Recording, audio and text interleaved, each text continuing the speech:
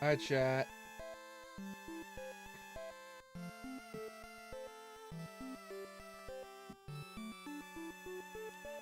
How y'all doing tonight? I mean today.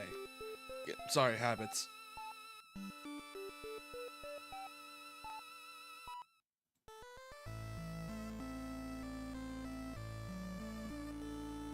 How y'all doing today, chat? I'm bored. In order to stimulate my mind, I'm playing something that's gonna make me hate myself. So I'm just kind of bored right now. So yeah, let's do it. Besides, it's also this is just a game I need to get through my library. Anyways, I've been trying to get through this and trying to, break through it, but I keep forgetting to do it. Really fun though. Recommend if you like classic Mania. Really fun.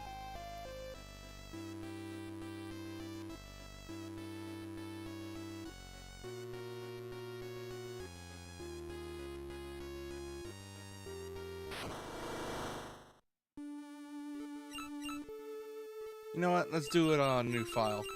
Much more fun that way, and entertaining. Veteran, no shit.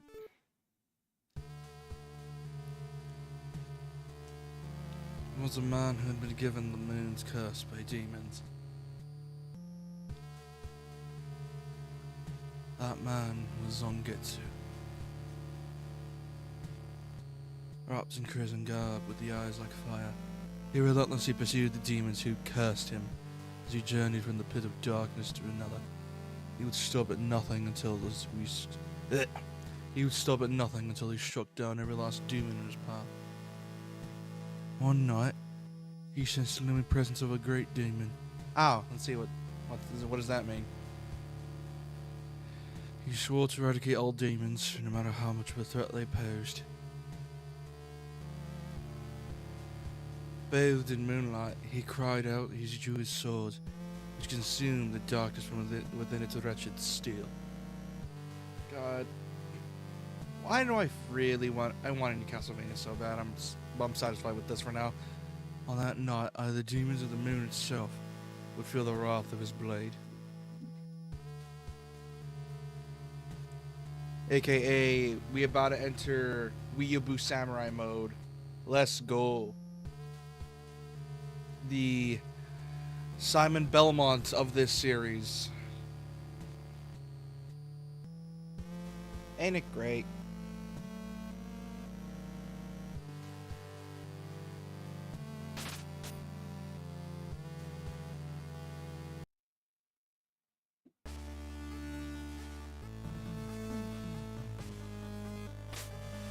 Oh yeah, this is great. Also, I also want like this game because it's Inti. And Inti is Japanese way forward, and those guys always make really good games. Most of the time. At least I like to assume, because of the fact that, well, Card NCL looks fun, but I'm not into that, so... Well, not really into it, but more like not into Battle Network, because I didn't grow up with that. Although I did try it thanks to the Legacy Collection. It's fun, I guarantee you that. Not really a fan of card games.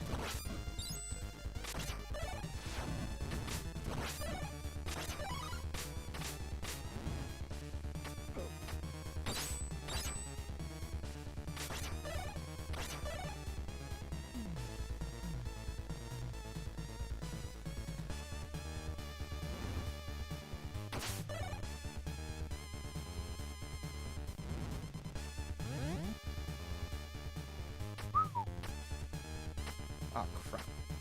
Hold on, I need to get this one. This is gonna be rough.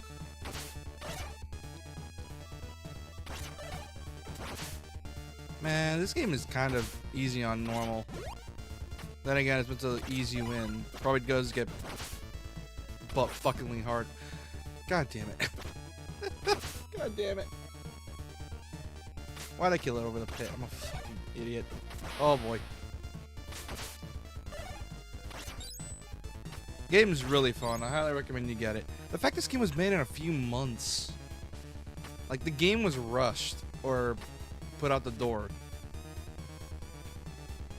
Like, way before Bloodstained, Ritual of the Night came out, which also a really good Metroidvania I recommend. Really fun. Fully recommend it. Yes, the classic Vania weapon set. I know.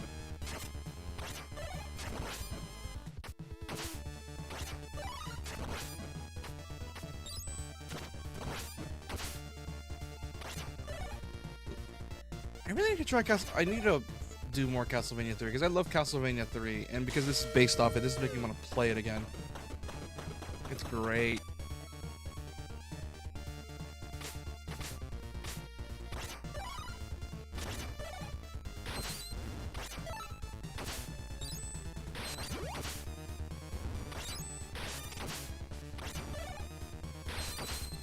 Yeah.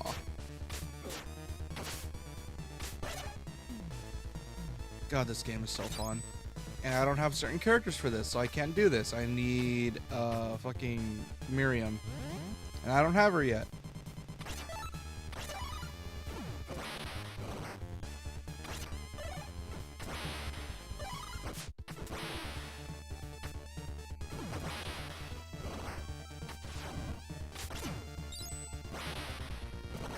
There we go.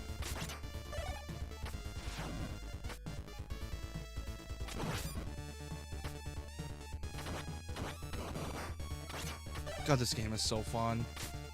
And the sprite work is gorgeous.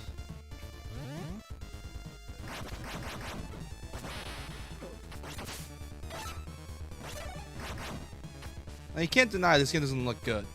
It looks great.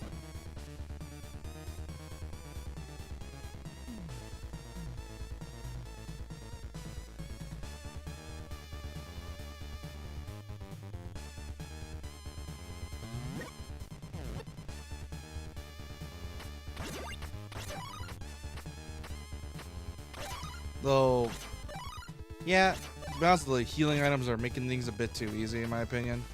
Or it feels too easy. Oh, shit. What is this? Oh, it's this fucker. Hello, big guy. How you doing? You doing good this fine evening? I am. Come on, jackass.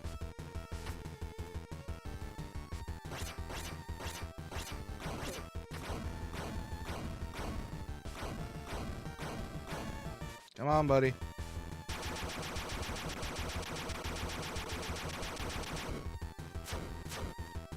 Man, this doesn't feel right. I'm used to Castlevania games being ball-bustingly hard. The fact that it's actually pulling its punches is... kind of feels insulting. Not gonna lie. It kind of feels insulting, not killing me. Not killing me fast.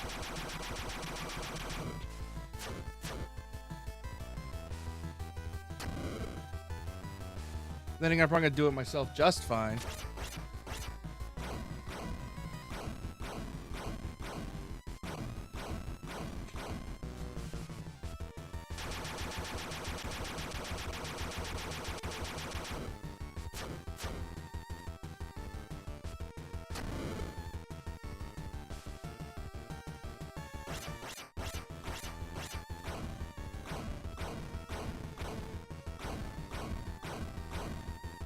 Come on, buddy. Well, a few more times. And this boss ain't shit. Although it does pull the Rondo thing where... Shit. It does pull the Rondo thing where bosses do the whole killing you after they die, or as like a final rush.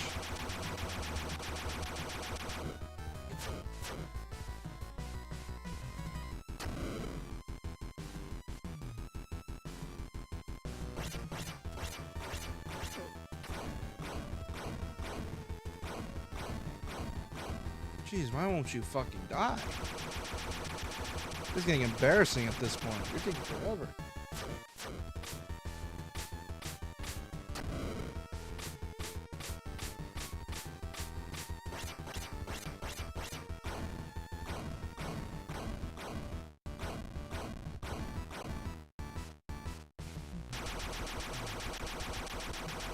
Nope.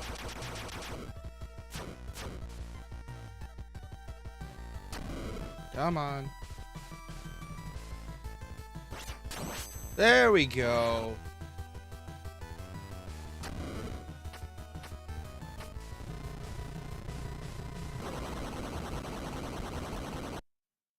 Holy shit. I had 1 HP. That was close.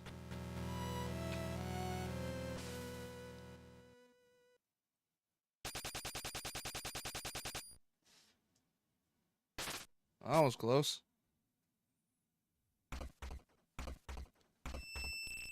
Miriam! How you doing, girl? Thank you for saving me. Was it the demon's power used to seal that beast? You're a shardbinder. That power can summon 4 demons at will. Can't allow that. Wait, is it true that I'm a shardbinder? I've sworn to be over righteous in my command to this power. I refuse to be used for evil. I'll show me the proof of that determination in battle. Miriam has become an ally. Let's go.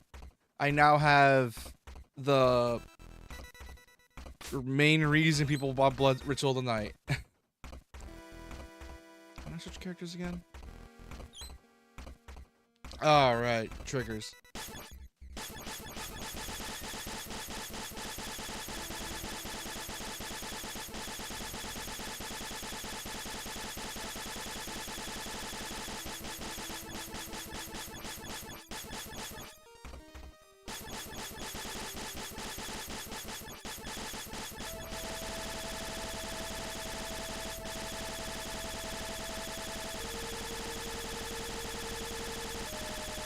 Epilepsy warning. Anyways. Oh yeah, she's gonna be useful.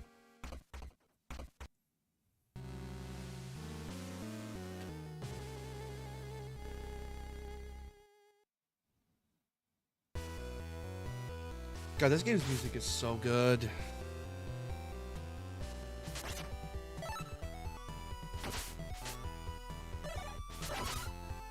Oh, she has a high jump. No wonder she's absolutely soaring.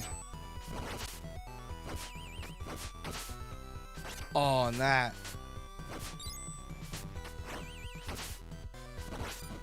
Oh, that's so weird. Cause, okay, so I get it. Zangetsu is the hardest hitting and is the most snappiest with the most HP.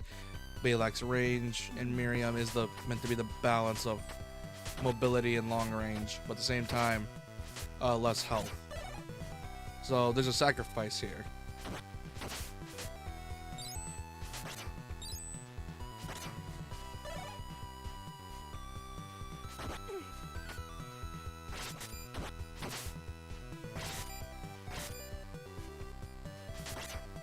Man, I can't wait for the new Bloodstained game. It looks so good. The new Bloodstained looks amazing.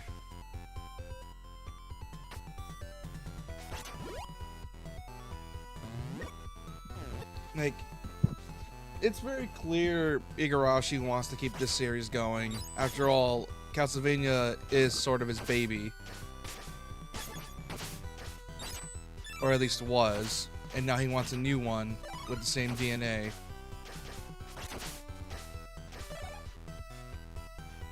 Which is not surprising, really. Ooh, wall heart. Not wall chicken, but hey, it's something. Oh, this one's just plain old mean.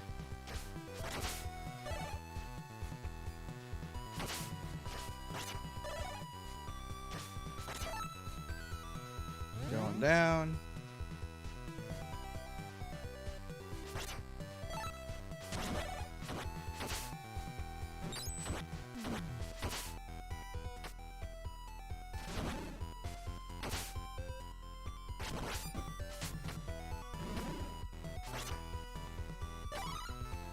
Oh boy. Some of these jumps are getting a bit tight. And all the characters have a set jump height. So I can't just modify. I can't just, yeah, they all have a set jump height. I can't just, like I can't just, like just tap it. I have 3D Metroidvania knowledge is currently working against me right now. There we go.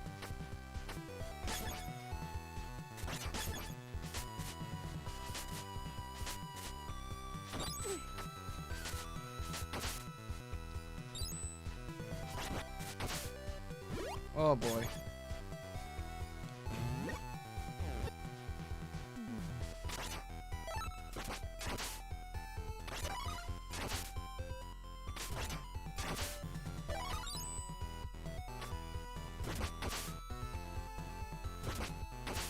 Oh. Okay, that was my fault. Okay.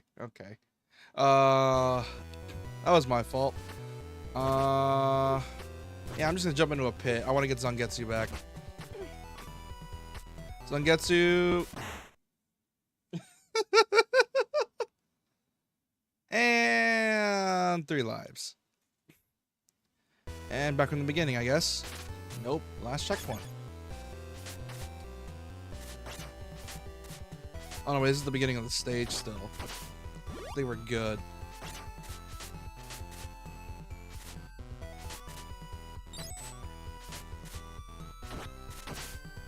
Let's go. Hey, Doc.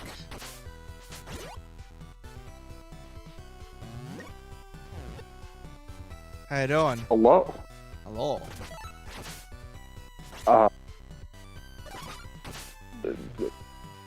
I'm barely alive.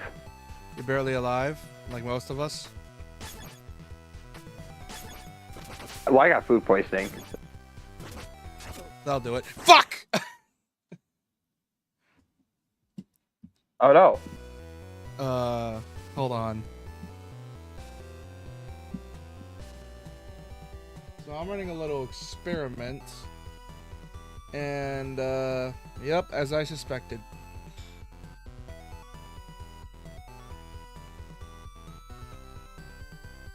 But it's to be expected? So bad or significantly better? Look at the stream and tell for yourself. No, the YouTube stream as well, or if you want to check it.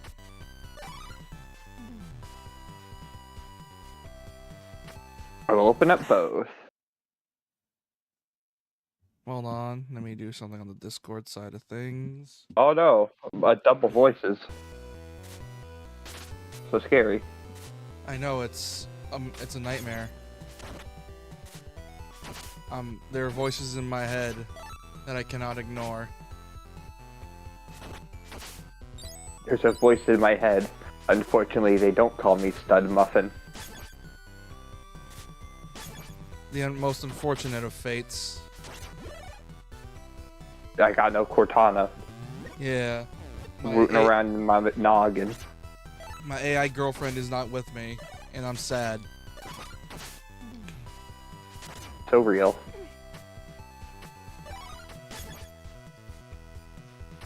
Turns out when you aren't streaming, when everyone else in the house is doing their stuff and you pick a dead period, the stream runs better.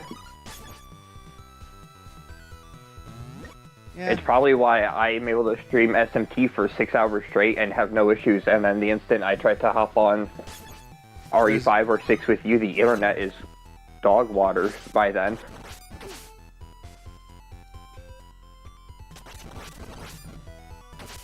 The straight dog ass. Doggy doo-doo garbage.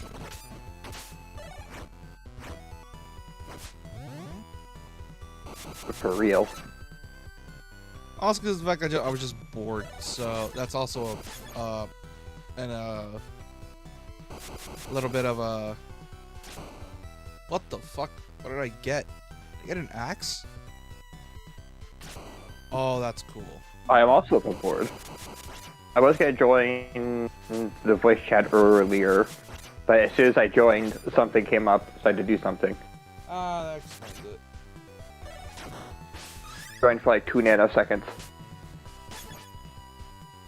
Other than that, drawing. Drawing is pretty cool.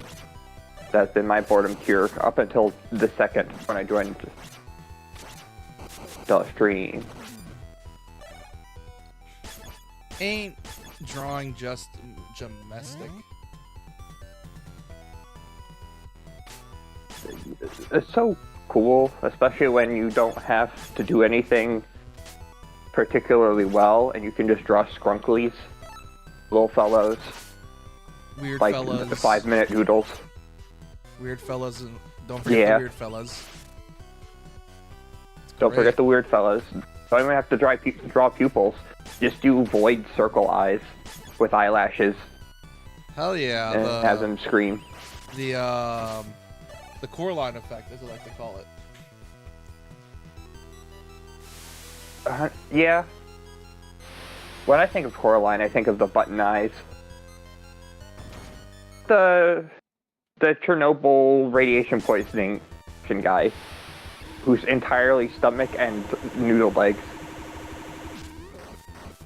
and does acrobats. I think he was an acrobat. He did acrobats. One of the team to walk into Chernobyl to help people. Alright, what the Same fuck as is those this coal place? miners. Miners? Yeah, down in the mines. Rock and stone? Rock and stone. To the bone. Man, if my character dies, I'm stuck between, for the D&D adventure, obviously they're going to get revived, but I like to have a secondary character, and it's so hard to not just pick a dwarf, because dwarves are fun. Rock and stone. Rock and stone. To the bone. To the phone. And then I can spam the "we're rich" button whenever we find gold. I like how Rock and Stone is a part of the new type of game, like Helldivers, for example, where the game is just so good at making teammates work together that anytime something good happens, Yeah. everyone cheers. Man, I love that genre of game. It's one of my favorite Deep genders. Galactic. Oh, hell yeah. Teamwork by everyone is nice and works for a common goal. Why do you think Helldivers popped off? Because everyone loves a little bit of democracy and high explosives with their indomitable human spirit. And also encouraging everyone to work together, because it's like, we don't care if we work for a fascist government. Let's spread democracy across the globe. Oh, and you don't like our democracy? Then you're a communist. And then they just shoot you in your fucking face. Bang, bang, bang, bang. Played that game. Never. I have a friend who streamed it, and it seemed pretty okay. It seemed pretty cool. Although I think he zoned out halfway through because he started gunning down civilians after a certain point, thinking that they were the enemy. PTSD attack. Through. Hit him with that, why am I blanking on the game? Spec Ops The Line treatment. They hit him with the Spec Ops The Line. Hit him with that white phosphorus. That damn white phosphorus. All affected in the air, turning the frogs gay and shit.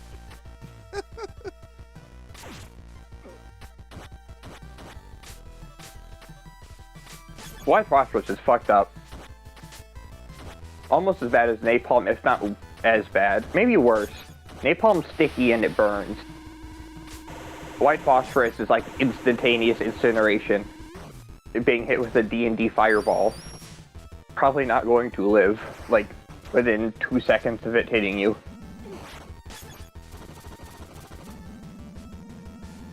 I know, it's big Hot. sad. It's, aerolized. So it fills your lungs, and then it combusts. Fuck! Miriam's Brutal. dead. I don't know why my brain was like, this is a gray fox on a turtle. Because it's samurai voice. Oh, hey, you're David Hayter. Oh yeah. Speaking of which, Zangetsu here in Ritual of the Night is voiced by David Hayter, and it's very obvious they wanted him to do Snake because he tries to do Snake and he ends up cutting his Oh throat. yeah, no. Yeah, no, I know. I've played Ritual of the Night. both this version and Ritual of the Night and the other one. I much prefer this one. I also just don't really care for the other one, the 3D one. I like Because I Ritual got it on because Switch. I like Ritual doesn't- because it gave me DS Castlevania vibes, aka Aria/Symphony, which is the main appeal. Yeah. Kind of Symphony. Symphony is more about doing quarter circles and stuff, because that's about magic. No, there and is using quarter items circles. with hearts. There's quarter circles in Bloodstained. They're just I just don't do them because I feel like they're a waste.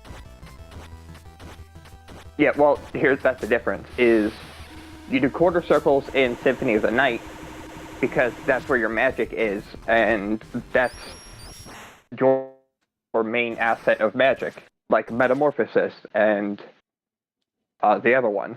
No, those are tied to triggers. The quarter circles in...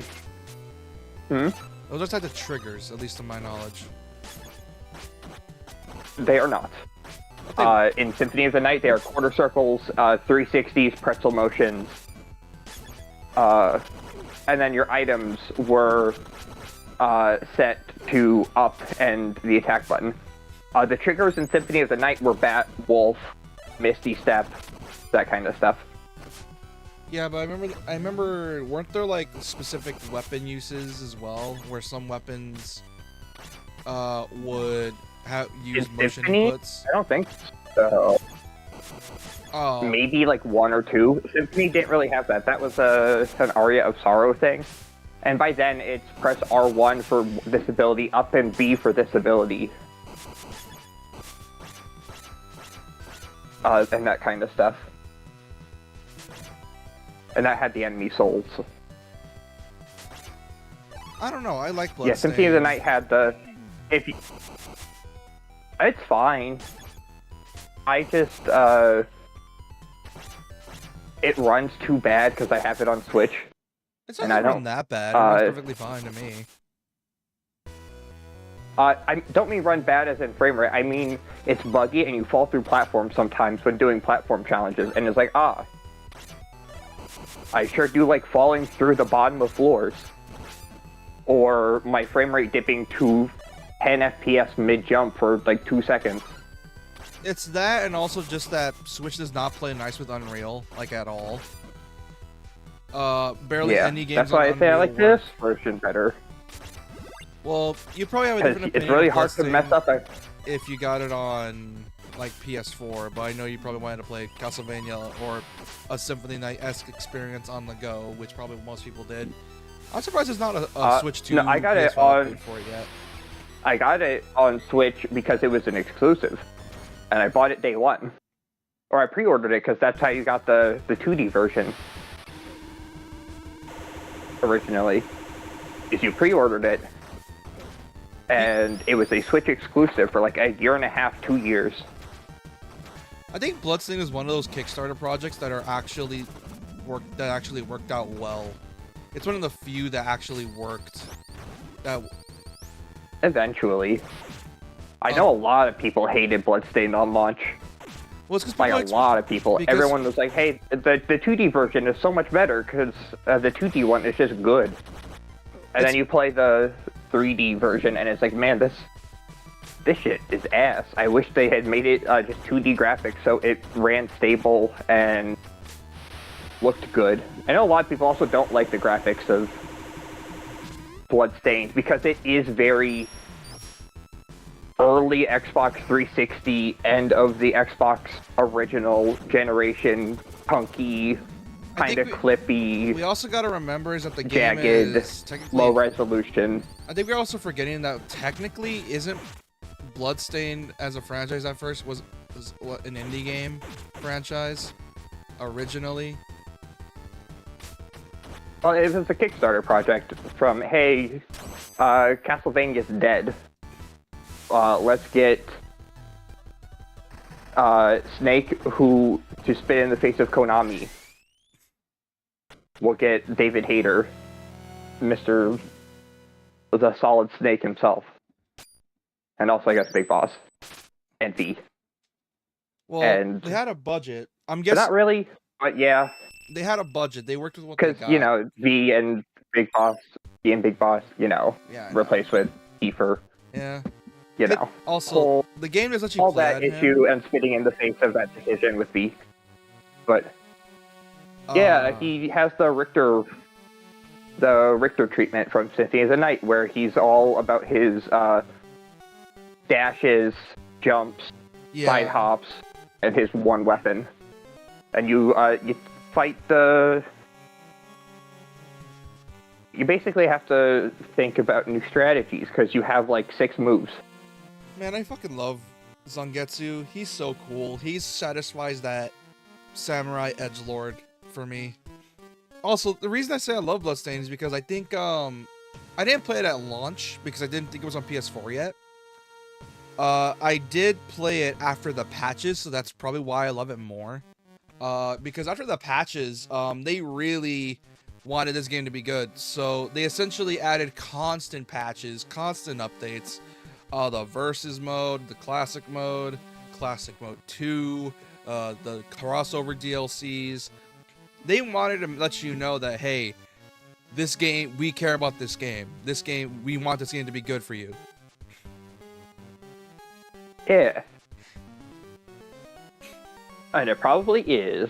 Like I said, there's just some games I play and I just don't vibe with, and I'm like, man, I should like this. And I don't. Yeah, I love And I keep trying to play it over and over again.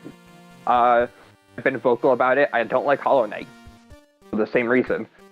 There's just something about it that's like, I wish I could like it. You get I those like feelings looking at too. Hollow Knight. I like watching other people play Hollow Knight.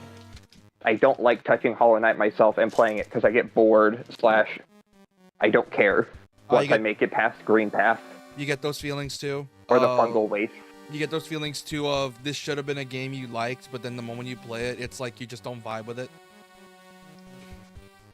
Yeah, me with also like Metroid Prime. Yeah, like for me, I think it was Lost Soul Aside. I loved it at launch, but then obviously there was issues and that have since been patched, but the fundamental gameplay was literally just enemies are sponges. You like Devil May Cry, right? You love Devil May Cry, so we made enemies damage sponges, but also decided to start the game off on the equivalent of Son of Sparta difficulty because enemies hit really hard. And the game does not punish you for using healing items, which, what the fuck? And because of that, I had a worse experience because if I just took heavy damage, I would just heal. Not only that, it was an RPG, so when you can level up and get more health. So essentially what ends up happening is that the balancing is just so off. Because you get multiple weapons, but here's the main issue, and it's a mistake. They made it so that if you want to customize your weapons and increase their damage, you have to beat the game first to get access to the mechanic of leveling up your weapons. Yes, I love my Devil May Cry when it's actually an RPG and there's no actual progression. That's pretty much it. Like, there's. It's like, it's your saga. There is no XP. You just get better items. It's like if FF5 had the job system, but if you want to have the job system, you needed to beat the game first to unlock the job system.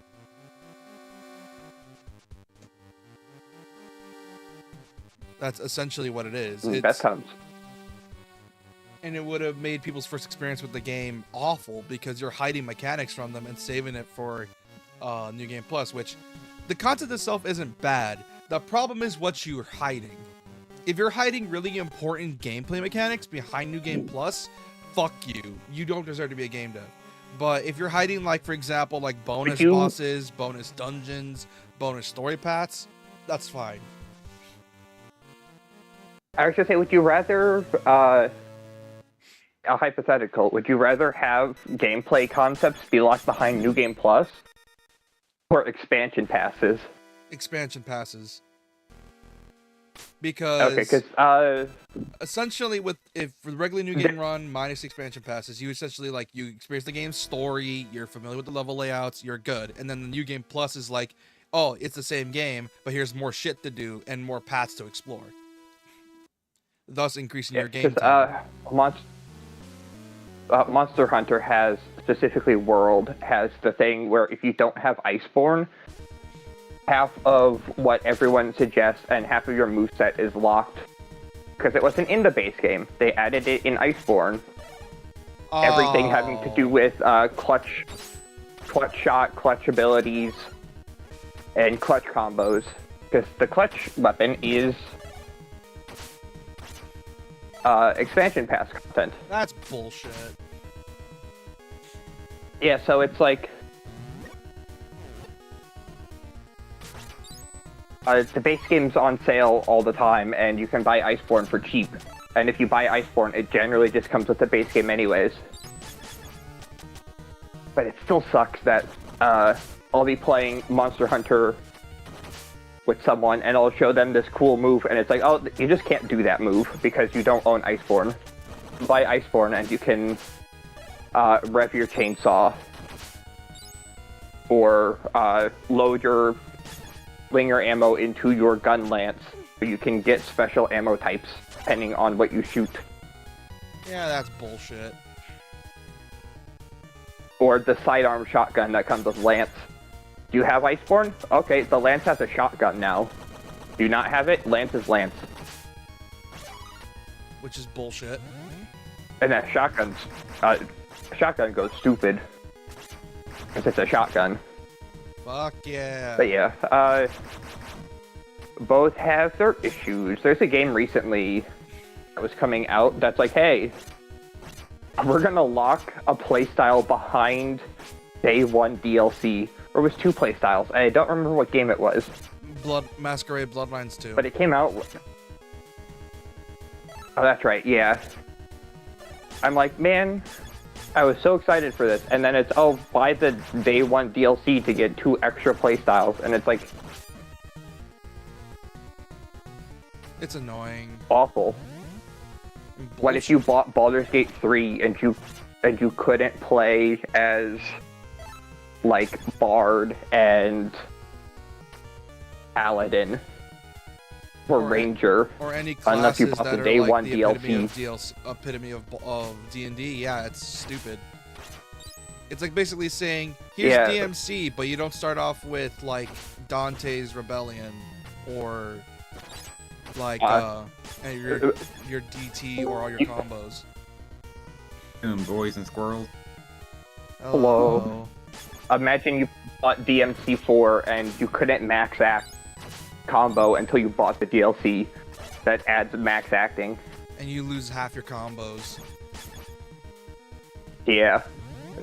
DMC4, but if you don't get style switching and you don't get Royal Guard unless you bought the special edition. Hell yeah. Royal Guard is in the game Day 1. You just have to buy the Royal Guard DLC. You need the Royal Release. You don't have Royal Release. You need Royal Guard. All like Royal Guard is just your block. That's even more fucked up. Like that's it. Yeah, that'd be even more fucked up. You have Royal Guard, but you can't release anything. Yeah, you can't Royal Release. I was actually thinking about making that into a D&D character, because, hey, video game characters are pretty fun. What if I did a Royal Guard character? Oh, just counter. There has to be some sort of monk. Yeah, because there has to be a monk version of take damage, stockpile it, and release into hyper damage. Because monk already has the thing of reduce damage of incoming arrows and bullets, and if you reduce them down to 0, you can catch it and toss it back at the enemy. And that's fun.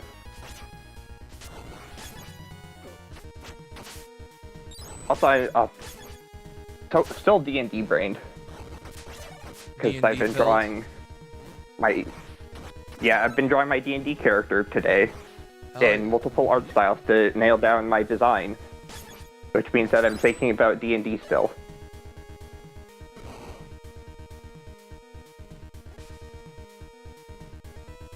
I don't know why, I've just been in a Castlevania mood as of late as well. Oh fuck, today was Resi 6. Well. I'll do it next That week. actually would have been. I was Yeah, gonna say, I got food poisoning. If I have to focus on a TV screen, I would probably get sick. Yeah, So I probably don't for think the- I would play Resi 6 with you anyways. Probably for the best. Even if you did play, in which case, you would be double miserable playing it alone. Playing a game I despise, yeah. Fuck! Game's not bad, it's just not good alone. It's It's, literally the game of you have to play with your friends or else it's not fun, which most games are fun with friends. The problem is with RE6 it's required. yeah, Dead Space 3 as well. Amazing game. I think everyone should play it with a huge asterisk. Please, for the love of God, play it with a friend. Because the game lacks single-player to multiplayer balancing, it's always set to multiplayer difficulty. And they don't give you an AI partner, they just delete Carter from the game.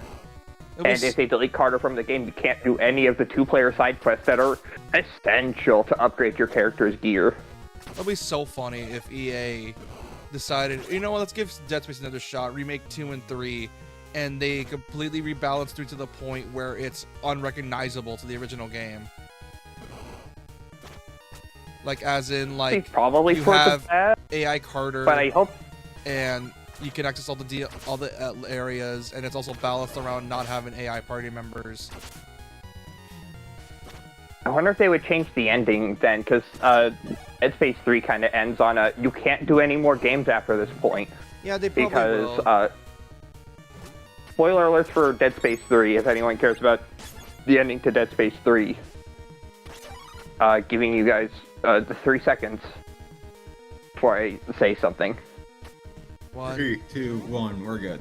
Yeah, we're good. Okay, Fuck! you fail. You fail at the end of, just saying in case the viewers do, but you fail at the end of Dead Space 3. Actually, at the start of Dead Space 3. Dead Space 3 starts with necromorphs hitting Earth. And then you defeat all of Dead Space 3, and it's like, we have killed the necromorphs. Yes, you Or we stopped the biggest marker ever. basically saying It you doesn't failed. help that they're still on Earth and all across the galaxy.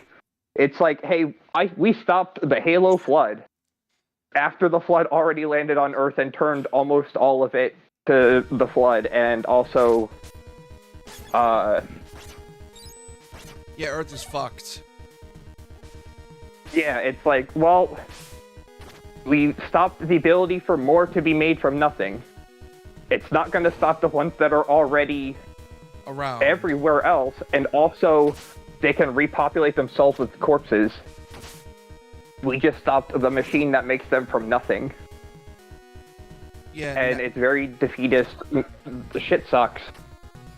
And then you die. At least in the original. In the remake, or in the DLC, they had Carter and Isaac didn't die, and they escaped, and they made it back to Earth, and then it's like, oh, shit's fucked still. No, I don't know what you expected. No, it's implied that they live at the end of 30. Like, they were still alive. Yeah. No, in the base ending, they just kind of stand while everything's blowing up, and then it fades to black. They God. just kind of stand there, and it's like, hey, Isaac, Carter, shit's blowing up. Do you even want to run? And Carter's like, man, I don't know. And then Isaac's just kind of standing there. He's like, I don't know either. Everything's blowing up. I don't care anymore. Everyone I love is dead. Minus, I think, that one girl that I'm blanking on.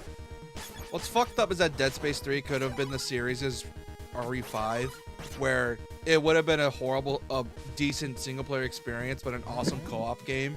Because Resi 5's already an awesome co-op game to begin with, and single-player experience is okay, but multiplayer is just where it's at. But then Dead Space 3 has a horrible single-player experience, and all the good shit's in multiplayer, which sucks. Yeah.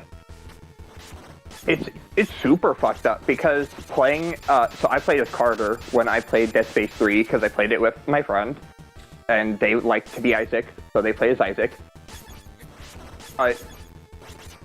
You guys wouldn't know you're having two separate experiences unless you talk to each other and are like, hey, take a left at the Nutcracker and the toy trains, and it's like, the fuck are you talking about, nutcrackers and toy trains?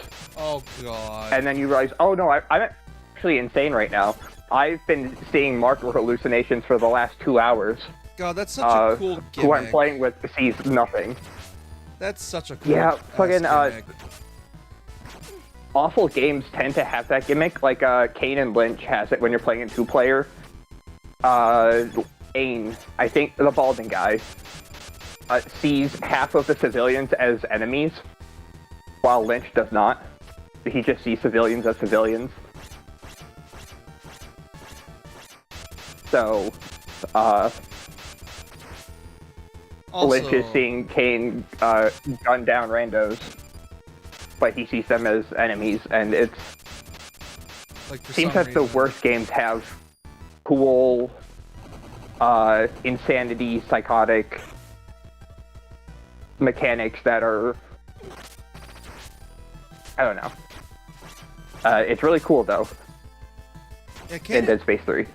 I don't know why games like that have it. Like the worst games somehow have some of the best gimmicks in gaming, only to get shafted because when they focus on the gimmick, they completely forget that there's a whole ass game they gotta make. Yeah, like how Kane and Lynch 2 is found footage, technically, because the character that you're playing as is technically the cameraman. The camera recorder, yeah. And then by the end of the game, you see Kane and Lynch leave, and then your dumbass gets fucking domed by the cops. Yeah. You'll get left behind on the airstrip while Kane and Lynch fly away into the night sky, and you, with your video camera, are then surrounded and shot by police because you've been tailing 2 psychopaths and recording their adventure the entire time. Instead of, intervening or stopping the cops or calling the cops on them. Yeah. It's like, hey, this is great content. Yeah, it's great, ain't it? Yeah, this will totally make me tons of money as I record this horrific atrocity. I know, that'd be funny. Like, he was like thinking, oh man, I'm gonna have so much evidence to give to the cop, they're gonna pay me, only to get shot because they are technically an accessory to multiple homicides and murders because they were there to witness it. I would... Yeah. And they did nothing.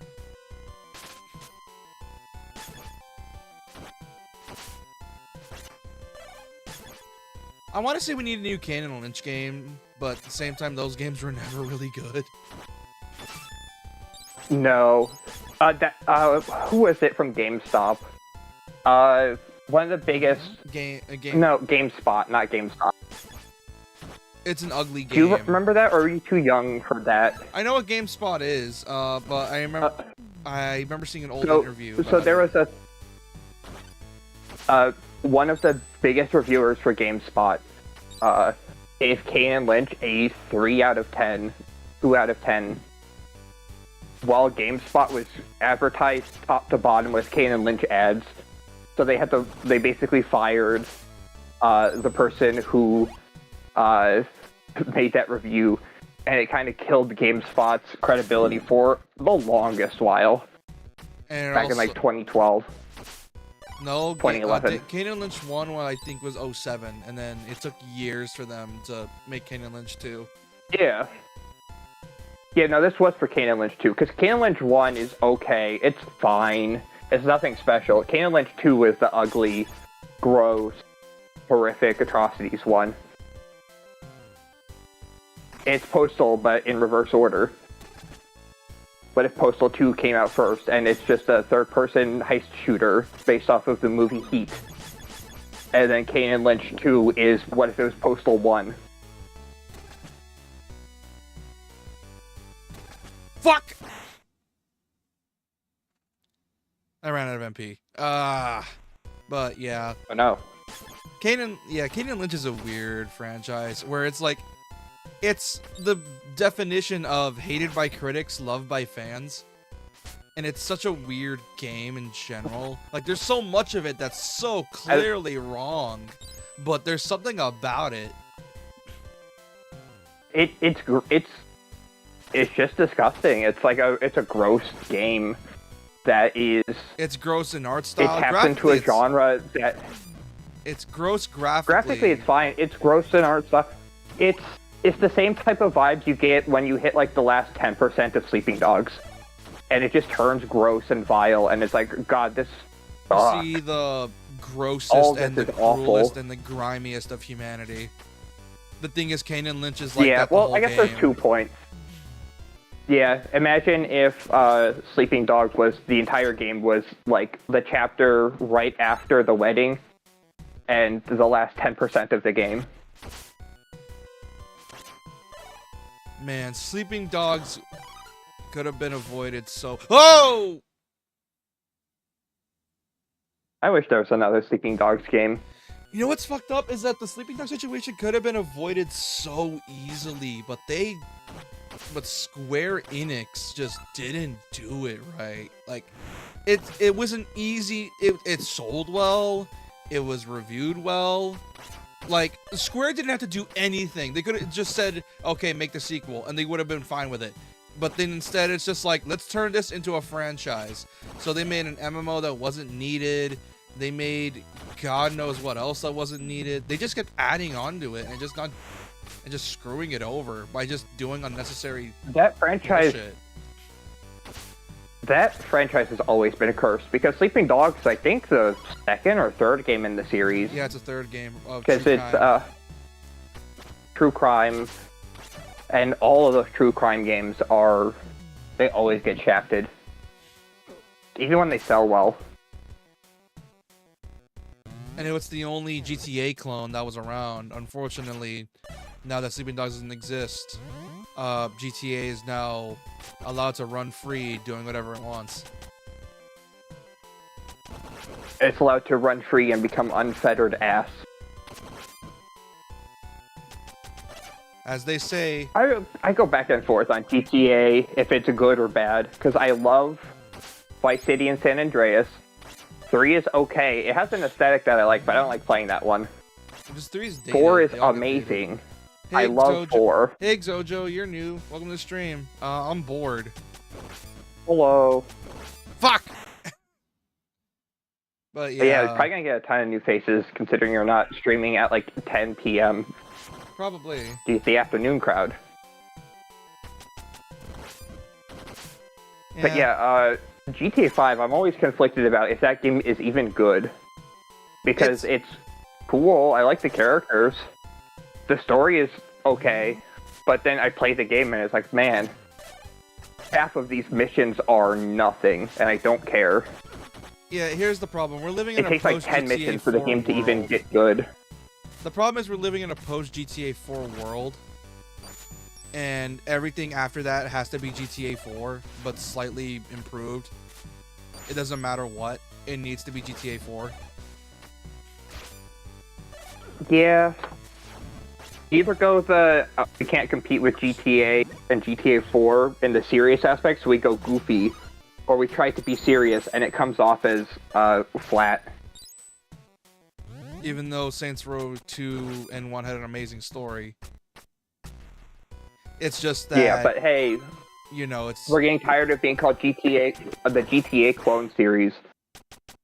Let's amp up our goofiness. That was already there. It was already goofy, but it had serious aspects like Aisha and Carlos and gang betrayal. And then Saints Row 3 starts. Love Saints Row 3, the third.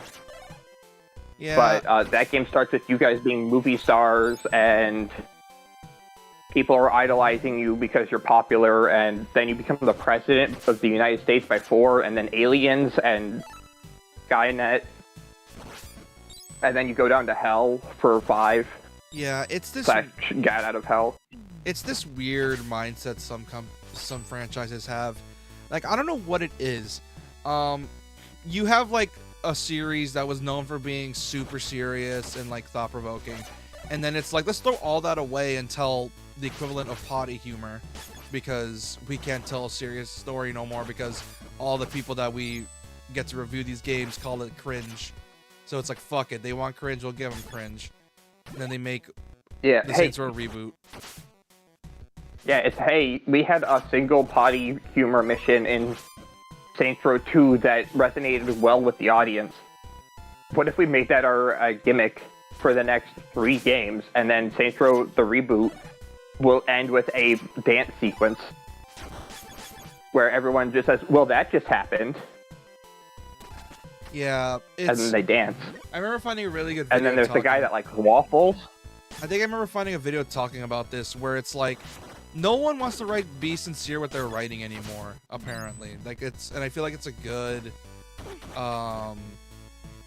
like analogy for it, where people just don't want to like, because how do I describe this? It's like essentially, it's like you have this premise that works really well. You want to make it serious, and it works really well. Like for example, you know how Sonic was the butt of the joke for being so serious? It's like, why are you telling these super dark themes in a kid's game about a fast hedgehog?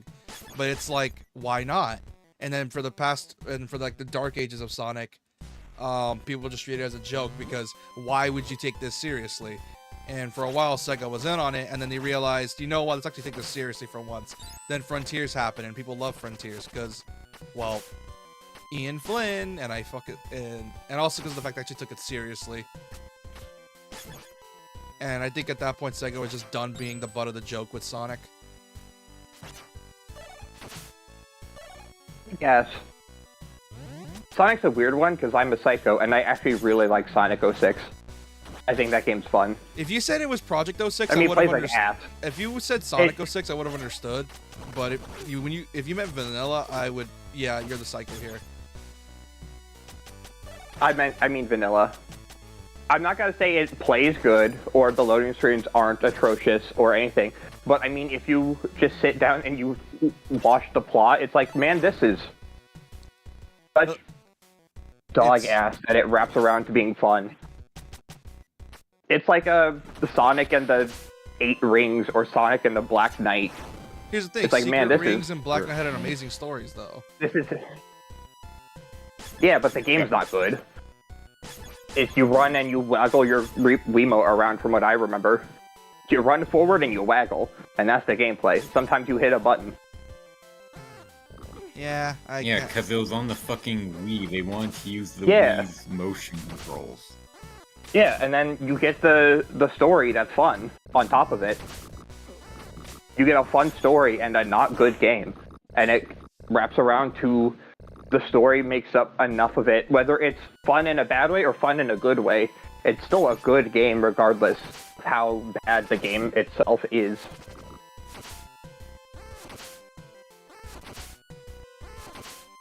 I'm not saying Sonic and the Secret Rings or Black Knight are bad games. I'm saying that the gameplay is bad, like how Sonic 06's gameplay is bad. I still find the story endearing in all of those games. Yeah, and then, you know what's funny? Funnily enough, I feel like for Black Knight, they took inspiration from, I want to say, the modern IDW, but I don't think IDW was making the comics yet until like 2016, so I'm probably wrong. But they were probably inspired by You are the. correct in that assumption, because the IDW comics did not start until after Forces, which was actually 2018. Ah, Or okay. 2017, either or. And Black Knight was back during the 2000s. So I'm guessing the Sonic writers took it seriously for once, or they were like, the Archie Sonic comics have really good stories. Let's try to imitate that. And turns out it worked, and people love this. And Black Knight is one of the best Sonic stories, in my opinion. Yeah, I think Sonic is just really good when they take it super serious in general. Whether it comes off as goofy serious or kind of tongue-in-cheek, hey, we're being serious, or legitimately serious, I think it all wraps around to being fun. I think that's also one thing people forget, is that we've had shows nowadays that, like, for example, regular show, super goofy, super crackheaded fever dream, but it manages to tell really cool themes of, like friendship and all that junk, and all about, like, growing up and living in your 20s. And it's such a cool concept. Yeah. The thing is, though, people only view kid stuff as kid stuff and don't actually think there's actually proper themes in those kid stuffs. And that's why people are surprised when Yeah, something regular- kiddie to having a really good theme happens. Regular show has an entire character arc where Rigby goes from being an asshole to one of the most well-developed and mature characters in that series, while Mordecai's gimmick of being stuck in his past as a peaked in high school type person. Until he And learns how- to get over it and goes to art school like he always wanted. Yeah. And then finds a proper And then when he relationship that's not toxic as fuck. Yeah, well, Margaret's is toxic.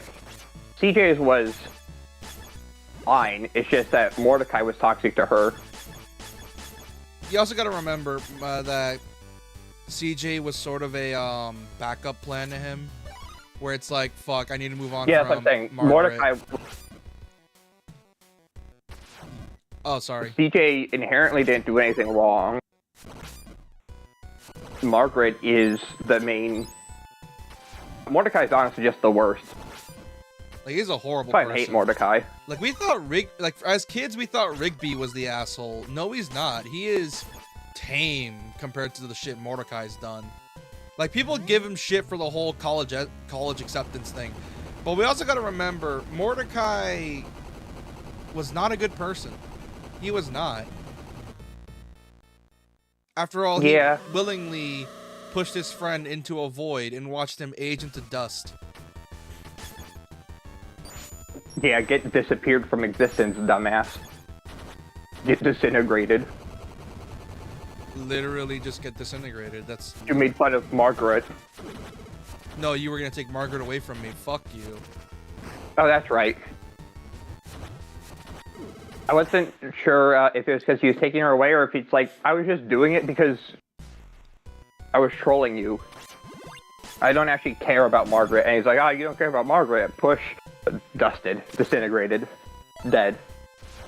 Like, he was just doing it to fuck with him. He didn't think How he was many actually taking it times? seriously. Yeah.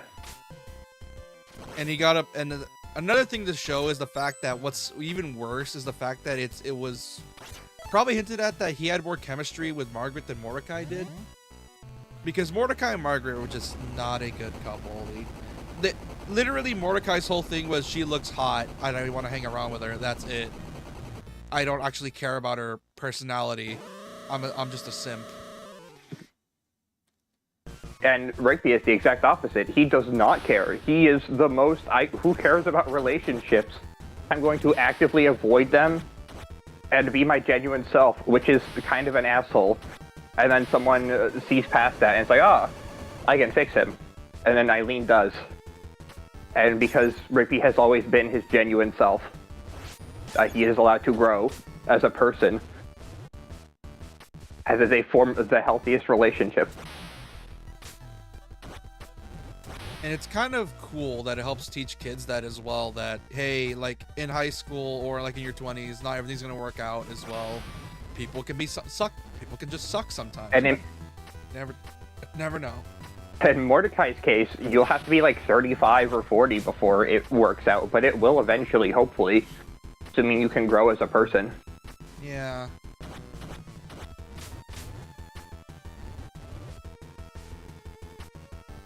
Which is why it kind of sucks that, how do I describe it?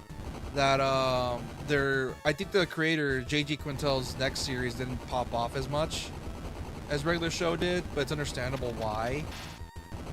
Because... I mean, it still popped off, but it's not a regular show, but that's unfair. That's like saying, fucking, this isn't as good as Adventure Time, or this isn't as good as SpongeBob.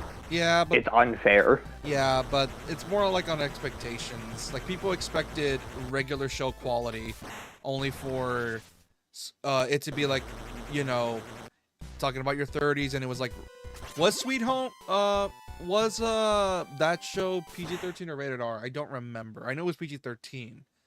I think it PG-13. I think it's more grounded. I know they talk about more raunchy stuff because it's a grounded person in their late 20s, early 30s with a kid. So it's more grounded, less. Yeah, like they already thought out Head their of. life. Now they're just living through it. Yeah. Yeah, and then you have your person that's voiced. Same person that voices Rexplode and the other lady as supporting cast.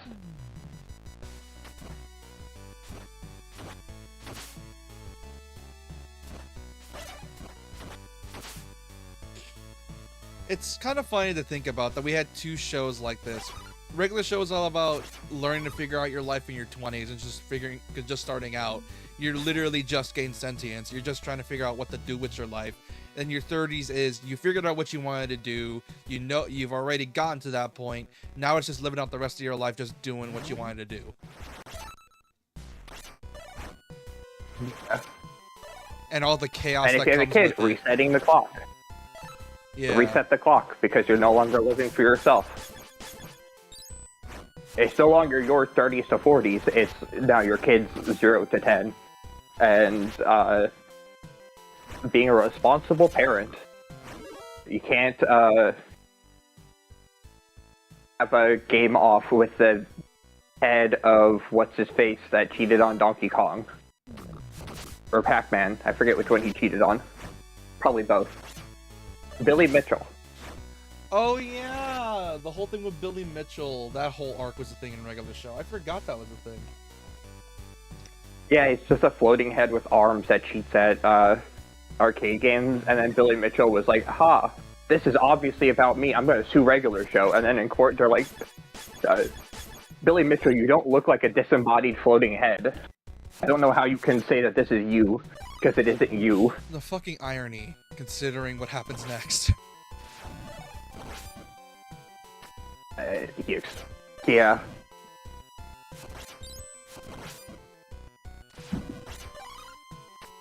Like, the gall. Like, I know obviously at the time we didn't know. We did not fully believe it was a thing. We didn't know the full context. But nowadays, it's like, yeah, this guy is a bastard. He is a poo-poo head. Yeah, a dingleberry, if you will.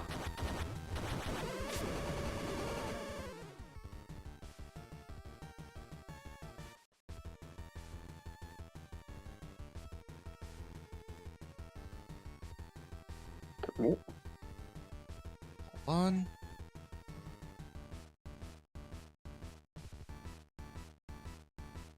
And I never realized that you have 4 playable party members. I don't know why I just now noticed.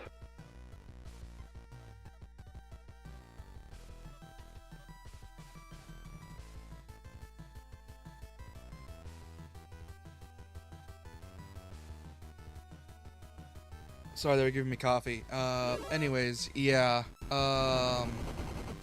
Yeah, like, it's weird. Efok. Also, another funny thing is that, is it just me, or are we in an era where people are just getting exposed, and it's just easier to expose someone? I can't be the only one that thinks that. We're also in a time where it's easier to make claims against people, even if those claims are false. Yeah. Claims, and everyone has forgotten what it is like to be online, and that it's there forever. So, or they just weren't paying attention a decade ago when they posted on Twitter that everybody stand back, I'm getting a hot oil massage about a fart. And then that has stayed with you for 15 years.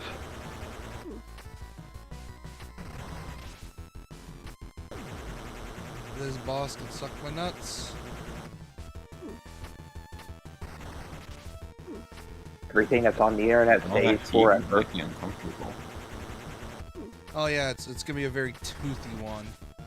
And everyone knows the toothy ones suck. And that also causes redness. It's someone with teeth. Break out their teeth. There we go. All gums. But yeah, it's... Yeah. But it's still fun. Because here's the thing, the reason I say that is because ever since 2020, people have just been getting exposed left and right. Like, both, some for, like, cheating, some for, like, regularly normal stuff that's like, okay, that's fine. Then there's just, like, some horrendous shit. Like, out of nowhere. Yeah. The last...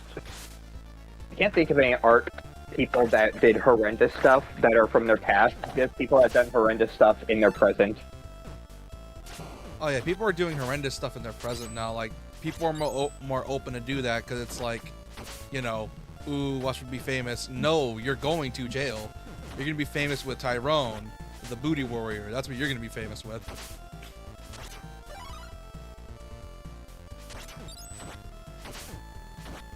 And some of them deserve it. I know.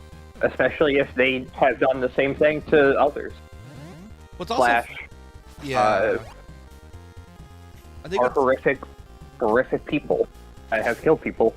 It's like, well, fame can't help you here.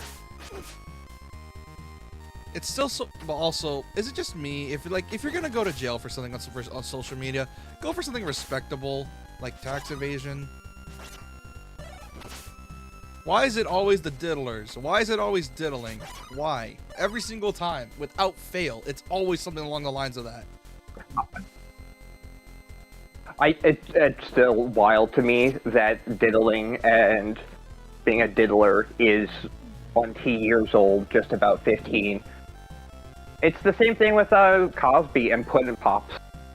It's like, it was a joke for like a decade and a half. And it's like, it's actually just real. Huh. I wonder how many people knew or were just making jokes because that's the jokes of the time. Well, considering 50 Cent was a hater for the longest time.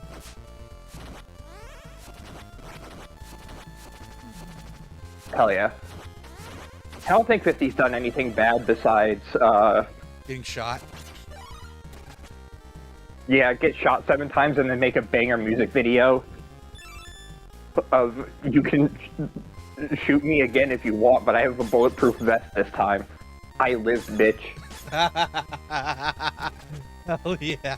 And then I'm going to make amazing cover shooters on the PS2 and Xbox 360 for some reason. Dude, Blood in the Sand goes hard Where for I some have a reason. diamond I don't know encrusted- why. Why does... Dude, I love Blood in the Sand. It's such a fun thing. 50 Cent is playing himself, and he has like a diamond-encrusted crystal skull. And there's other rappers in that game helping him while he cover shoots with dual magnums, and it's like, fuck, this goes hard. Dude, I'm not I'm kind of upset they didn't that he didn't want to remaster that, because, like, dude, it's your face. Like, the devs don't exist anymore, yeah, but you can still publish it. You have enough fuck you money. Yeah. In this world, we got a Shaq Fu sequel and not another 50 Oh my Cent Blood god, in the I Sand forgot about the game. Shaq Fu sequel. What sucks is that it's actually Think a about that decent every- beat 'em up. It's the messed up thing. It's decent. Yeah, compared to the original, the fighting game, it's night and day of the quality jump. It's not amazing or anything, but it's far from bad. And Blood in the Sand is already good. Imagine what it could be with, like, actual passion. That's the fucked up And thing. that's one of my favorite genres of celebrity being a star in a video game, whether it's fan-made or official. Like, one of my favorite games is Charles Barkley's Shut Up and Jam Gaiden. And it's just a Charles Barkley is the main character. And it steals a bunch of stuff from Chrono Trigger and other RPGs. And it's a for real RPG. That's so funny. It's gotta be one of my favorite things where it's like, you get this super, like, celebrity game, like, you expect it to be dog shit, you're expecting it. But then for some reason, it works somehow. It's like, 50 Cent Blood on the Sand shouldn't work, but it does. And it's upsetting. Yeah, you're expecting like MTV You're expecting MTV's Celebrity Deathmatch, and you get 50 Cent Blood in the Sand instead.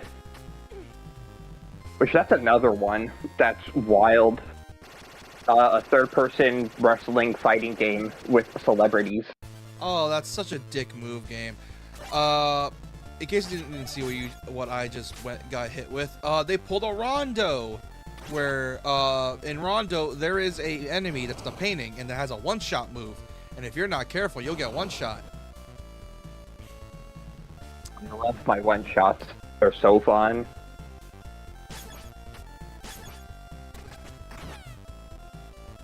I love RE3 Original, but man, there's some one-shot enemies in that game, and they are atrocious. I hate them. Hate. RE0 has some as well. If you ever played them, beware of frogs. They will jump, and they will eat your character whole, and you are dead. Reload your last typewriter save. Dude, I want to play RE0, but I really wish they added in co-op in the remaster. They didn't add in co-op, and that upsets me. Because it would have been perfect. That game is... Code Veronica is an amazing game, but it's a little boring at times. RE0 is boring to the nth degree while still being fun. Because the bosses are bad. The not having item boxes sucks. It's a cool concept. Just leave the stuff that you don't want on the ground instead of having to backtrack until you make it to the 80% mark, and you have to go back to the beginning of the game because you left a key item there. So you backtrack all the way back. To like the train station or some shit. Yeah, where the train crashes and you have to go all the way back there for the hook shot. So you can take all the way to the lab and use it to go up. You gotta love it. Gotta love it. I wanna love Code Veronica, but oh my god, you can tell it was jank from the start. Like, I wanna love it, I really do, but there's something wrong with it that's keeping me from playing it. Code Veronica also sucks for that exact same issue that Zero has. Of, hey, you don't get an item box until you make it all the way till the cap, which is like an hour in. Then you get your first item box. But there's a temporary thing you can put stuff in. Make sure you take it out once you make it to the item box. Take the fire extinguisher that's empty and useless now out of the temporary item box and take it to the real item box. Also, you should have remembered or knew preemptively that you don't play as Claire the whole game. Because you switch over to Chris, and for some reason the game expects you to have boxed your entire inventory of weapons. Oh, that's some bull. So they expect you to just, like, know beforehand? So, paint a picture. Fighting Alexa, or Alexia. What you normally do in a Resident Evil game when you're fighting the boss. You take out your best weapons and you fight the boss. Yeah. Oh, they make you switch to Chris after a fight? Oh, that's mean. Yeah. The boss happens, you win. You switch to Chris, who just landed on the island, and he only has a pistol and a knife. But the enemies are still endgame enemies, so it's, hey, hopefully you didn't take all of your weapons with you to the boss encounter. Otherwise, your pistol starting play through Resident Evil. Basically, the knife is busted, but the graboids suck. The Bandersnatches suck. Graboids. You practically need a grenade launcher. Yeah, they're the snake worm things with like the mouths that pop out of the sand and they grab you. Oh, this stage. Oh no, they pulled a book out of Rondo. I hate this thing. Oh no, the wind's against you. That ain't good. I think I did as well. With the blowing winds, the stages. I despise this gimmick. It's so annoying. Because it's almost never good. Because it's mostly just there to hinder you. A single game that has good. You're constantly being moved out of the way. Compensate for wind. Oh, oh! Like, it's so annoying. Like, there is no need. You could.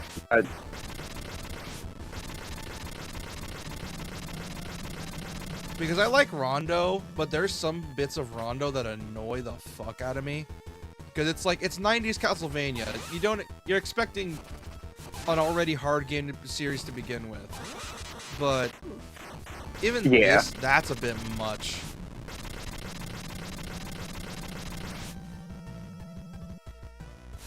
Like, I wanna like Rondo, I really do, but I love the alternate paths, I love the whole, like, animated cutscenes with voice dialogue, because the first time Castlevania had voice dialogue.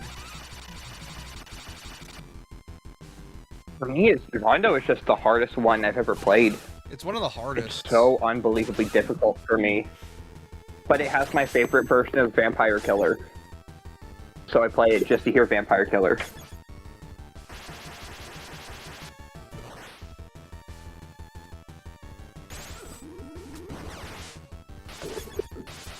Oh, what's the son of a bitch doing? Oh, God. I'm so glad I had enough health.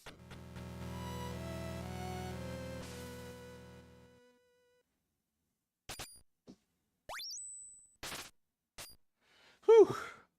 That was close. I think I got all the health upgrades, actually. And now for the Dracula's Castle bit.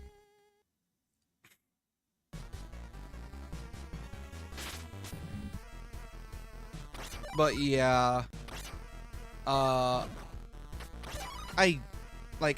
There's a point of Castlevania I do like. I love Castlevania 3. I like Castlevania 1, despite all bullshit that game can get. But I don't like 2, even though, like, people... You already know the... I get shat on for 2, obviously. But people forget that, you know, I'm not a Castlevania 2 player. It was literally my first time playing the damn game. Yeah, it also doesn't help that to get the good ending, you have to beat the game in 24 minutes. Which is already a pain to begin with. Which is...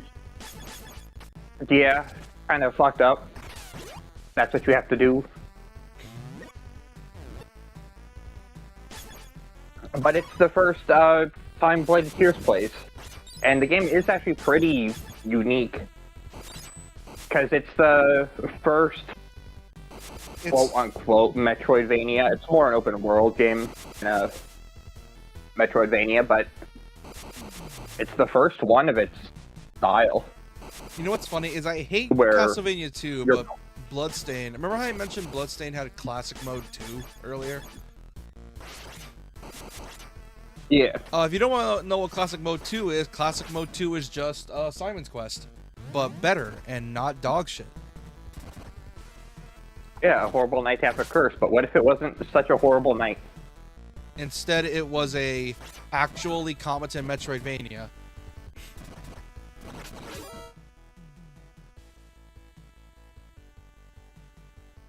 Be right back.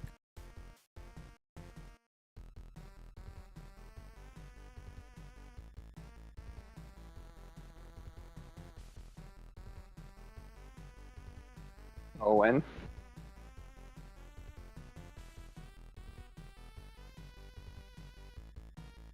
Good, good. How's the kids?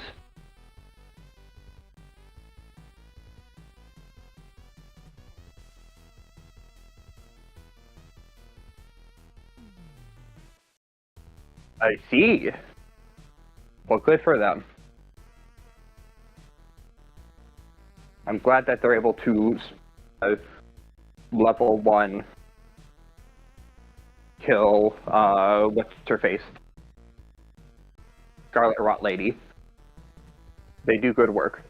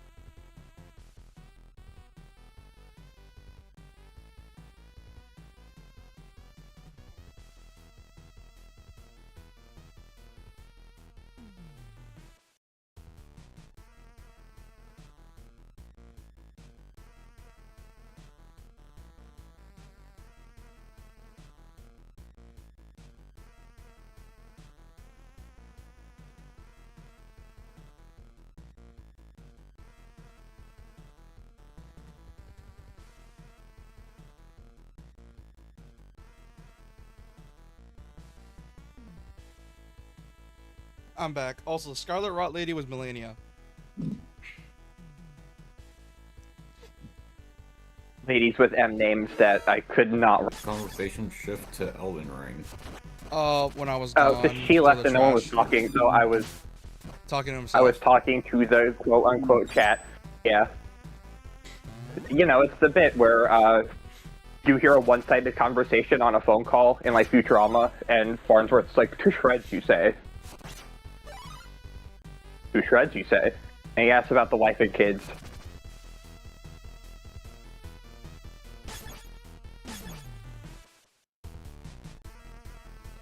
The chat, all of their kids are currently soul level 1 farming Melania. Although, it isn't soul levels. Is it rune level, I guess, in Elden Ring? You were to rune level 1. Yeah. I need to play Elden Ring more. I played through it like 3 times with 3 separate characters and 3 separate builds, and then I always end up hitting the capital, and I'm like bored. There's just too much game. I can't force myself to play more. And then I'll put it down for like a year. And they'll be like, well, I don't know what I was doing. Time to restart. Yeah, I'll do it. The gameplay itself is fun, though. What in the Edward Scissorhands bullshit was that?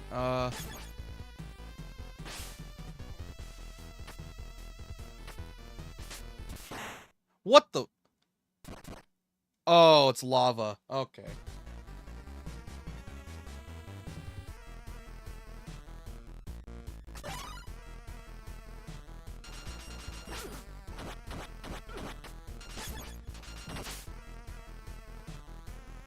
That always fucks me up, to talk about Resident Evil again.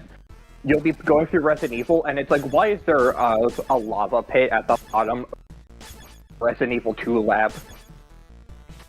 Who has... Why? It's just lava. Why'd you make your lab in an active volcano? Yeah, it only exists so Ada can mag dump Mr. X's face, and then he'll fall in the lava and burn.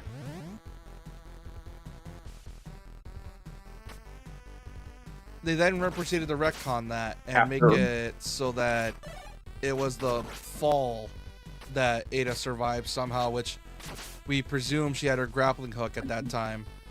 Presumably. Yeah. Yeah. Oh, that's It's mean. weird. Oh, that is some mean. That is mean. They put a gotcha moment right there.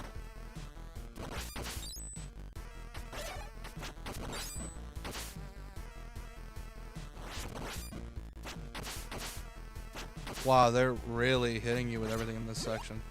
I get it, it's the final castle level, but holy.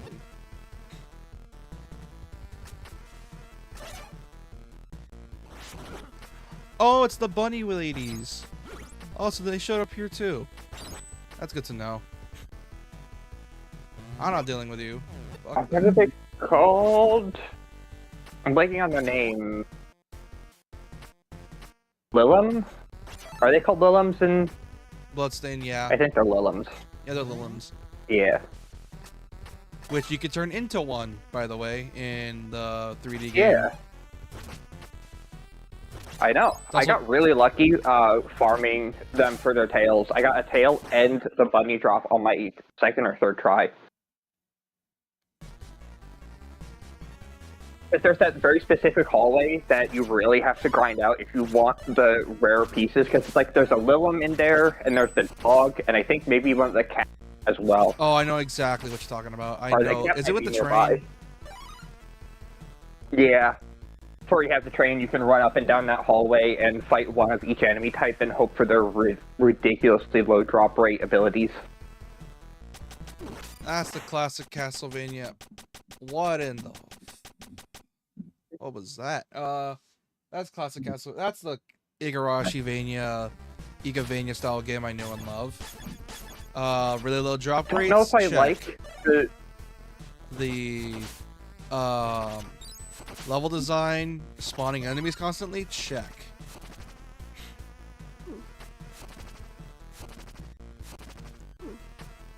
I don't know if I like the shard system or the soul system more. They're the same. With souls, They're the same thing. there's a lot less enemies. Yeah, but, well, kind of yes and no. The shard system, there's so many different enemy types. 90% of the shards are summon the enemy, use them as an attacker. Like, summon the pig. Summon a beer, summon all this and that. I guess not like 90%. Like, it feels like half of them are just summon the enemy to attack. But the soul system, half of the enemies are just +1, +2, +3, +4, +5 to each of your stats. If I remember As correctly, if you have like 8 stats. If I remember correctly, because Like of the fact we 40 of had the more enemies are buttons, just they put a +1. lot of the. Remember correctly? Didn't they put a lot more the enemies on their like triggers? Like you can use the enemy moves on triggers or some shit. Yeah. Well, yeah, because you have to think the GBA game is D-pad, 4 face buttons, and an L and R button. The DS has a touch screen, but you can't really use that for gameplay when you're already jumping around both of the face buttons.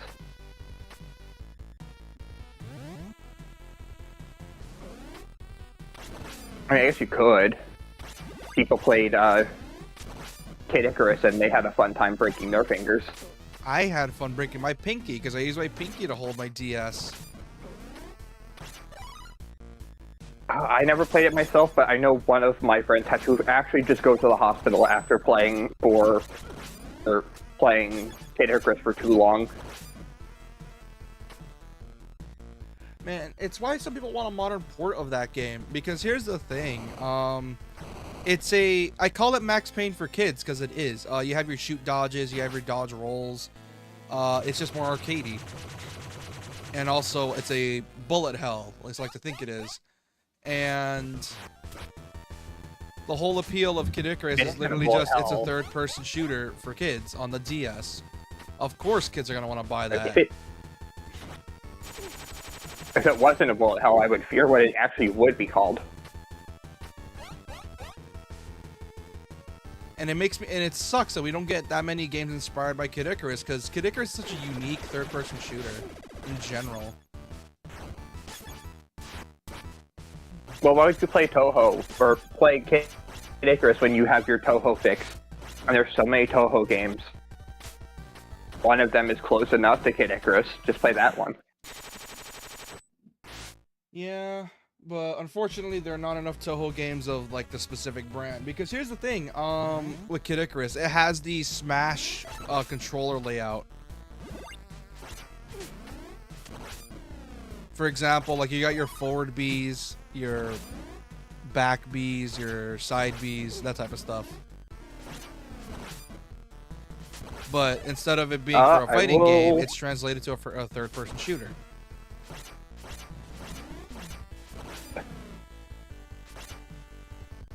And it upsets me that there's not a lot of games doing that, because it's such a unique concept for a shooter. Like applying the Smash moveset, what shouldn't work, but it does. Would you believe me if I told you that despite the fact that I played a decent amount of Melee and Ultimate, both of those, if you told me to hit a side B, I wouldn't know what you're even talking about. Or a down B. Because I'm that brain dead when it comes to playing fighting games. I work off of instinct. I'd believe you. You don't seem like the fighting game. I don't know why. Not to be a dick or sound You take like a that dick. back. I play Third Strike religiously. And MVC2. I mean, those are literally considered the best of the best. So it's no wonder you like them. They are the best of the best. It's like saying, I only play Resi 4 because it's the best Resi game. And I'm like, well, I mean, it's everyone's favorite. What you mean?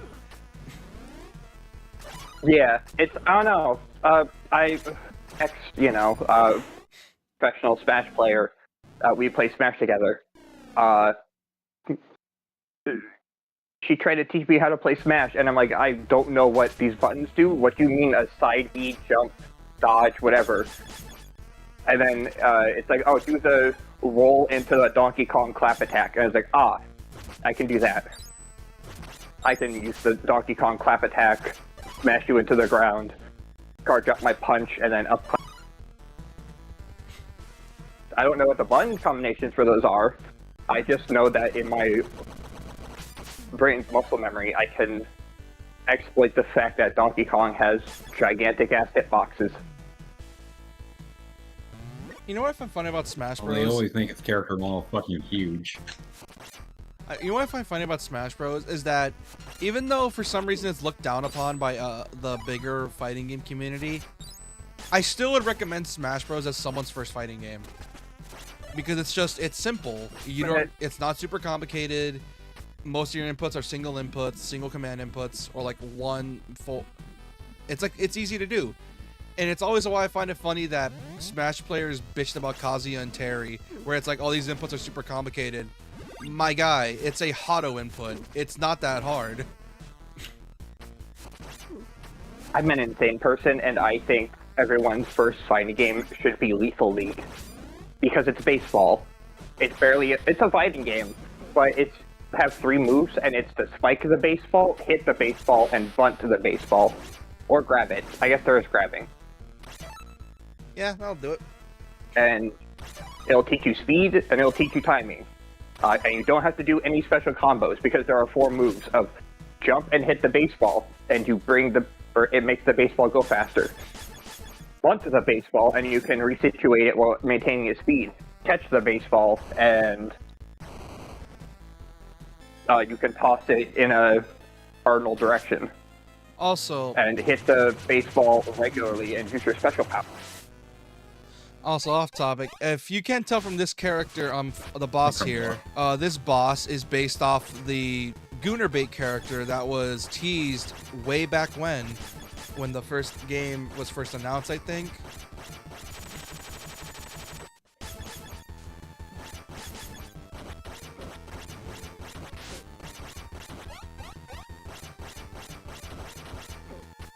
Fuck. But essentially, if you know who I'm talking about, it's the vampire lady in the Bloodbath, which fitting. Carmilla. Her name's not Carmilla. It's something else, and because Elizabeth Bathory. It's I forgot her name, but it's like I know who you mean, like the Castlevania vampires, but what's her name? That's also who they were in history. Oh, I know that. Elizabeth Bathory was a real noble lady, or woman, and Carmilla was the vampire who spawned as a result of her. What's kind of like how Dracula came from Tempest. Yeah, that checks out. I need to figure out her name. I forgot and her the houses name. were cool. I forgot her name. Like Lilith. That's her name, Lilith? I don't actually know. I don't know either. I know in some religions, Lilith was also technically considered the first vampire with Cain. From Cain and Abel. But that might be a very hyper-specific situation of... Hey, Pet. Hey, Pet. Franchises. Hello. Hi guys. I'm playing... Did you know the... We're talking about vampires, is all. And he's playing Castlevania. Or at least a Castlevania-like. He's playing Bloodstained. It's Castlevania-like. True. It's so close to Castlevania, you can just call it Castlevania. Just like how you can call Mighty Number 9 a bad Mega Man game. That's an insult and a half. Well, I mean... Oh, shit! That's just worse than X7. Wait, what? That's it? Oh, shit, that's the end of her feat. fight. Oh, look at that. But, yeah... Well. Like, it's so funny. Like, you say Mega Man... Mighty Number 9's a bad Mega Man game, and I'm like, that... You don't know the half of it. Oh, no, I know. I'm old enough to know that a handful of my friends were on the Kickstarter page funding Mighty Number 9 Oh. with all the hope in the world. And the light drain from their eyes as they play it day one. Only for them to realize that, And no, he's as a matter feeding of off fact, of their they got despair. fleeced. In reality, they got fleeced. Yeah. Fuck! Watching the light drain from their eyes as they play Mighty Number 9, and I can be like, huh. I'm so glad that my franchises are already dead and never coming back. Is that the same feeling you got when your friend played Last of Us again for the first time, or the quote-unquote yeah. Last of Us fan? Yeah. Having my friend who never played The Last of Us Part 1, but it's his favorite game because he watched a ton of gameplay of it when he was, everyone played The Last of Us when it came out. Totally And he bought a played it. PS4 just to play. He bought a PS4 just for The Last of Us Part 2, and I told him the trailer came out. I'm like, this game is going to be ass. And he's like, no, you're just too jaded and too hateful. This game's actually going to be amazing. Trust me, it's going to be good. And I'm telling him, man, I can see from a mile away this game's going to be bad. And he said no. And he bought a PS4 for The Last of Us Part 2. And he played it. And he came back a miserable husk. And I'm over here cackling because I was playing Days Gone during the same time. And I had a fun-ass time. Hell yeah. The real And good zombie I game. told you, despair is better. When your expectations are to the floor, you end up being impressed. Yeah, expect nothing. Sometimes receive less, but sometimes you're mildly surprised. But if you go into something being happy about it, it's going to be bad. That's why I was super against Silent Hill F up until the 2 remake. Yeah, Silent Hill 2 remake. Until they came out and I heard that they were good. I'm like, oh, I'm pleasantly surprised that people like them so much. I am glad. You heard it was good from me, When Kevin. I could have been... Yeah. And also the fact that another friend that's been streaming it is on their 5th New Game Plus route. And if he can play it like 5 times in a row, then get all of the endings, Which, there's new ones, by the way. that's probably fine enough. Oh yeah. There's the Love to see it White when they Claw- had- There's the White Claudia ending where James becomes a drug addict.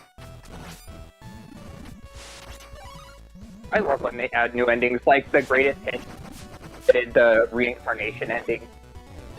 And that one's fun because you get 5 items from Silent Hill 1 and 3. Or that would then be teased in Silent Hill. We're teased for Silent Hill 3, I guess, because, Greatest Hits came out before 3 during development. And then you reincarnate Mary. Quote unquote, me Which reincarnate. I assume Mary. they're probably kind of.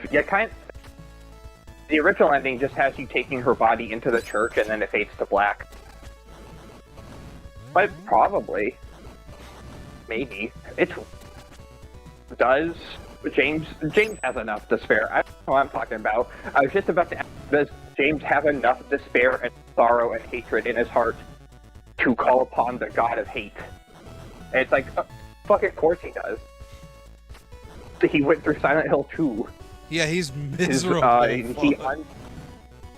He unamnesia'd himself with all of his feelings. That he is a miserable in the game. Yeah, Of course he has enough. Summon a god. Reincarnate. Yeah, of course he's a miserable human being. He's depressed. You're going to answer sheep. Oh no, he's pulling an Orsted. No, I need to get everyone killed anyways. So I can get all my party members back. Hold on. This is the largest number of well, not largest number, but it's the largest total amount of files I've ever had to copy and paste instead of cut pasting.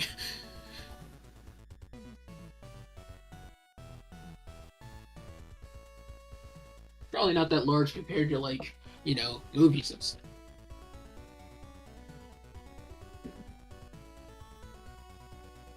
Movies.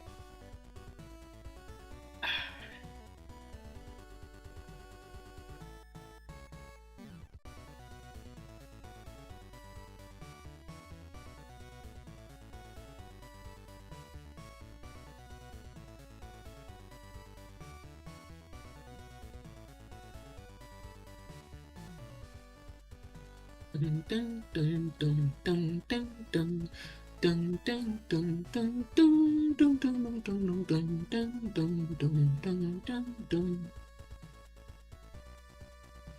that the Jeopardy theme? Huh? Is that Jeopardy? Oh yeah, I guess it is. I actually forgot where it was from, but yeah, that is where it's from, I guess. Forgot about Back in that. high school, my civics class, every single Friday, we would do a Jeopardy board game, and that just brings me back to my civics and ethics class, and it's like, okay. That sounds awesome. Playing Yeah, a we game of Jeopardy in your civics class. I had a civics class, but we certainly didn't do that. Yeah, it's like, here's Jeopardy, here's all the stuff. If you get the most points, I don't know if you actually won anything, but if you got the most points, you probably got like a thumbs up or something. No I extra don't know. credit. Boo. No. We also didn't have homework assignments, so it was all based on test scores. Ah, I do love those.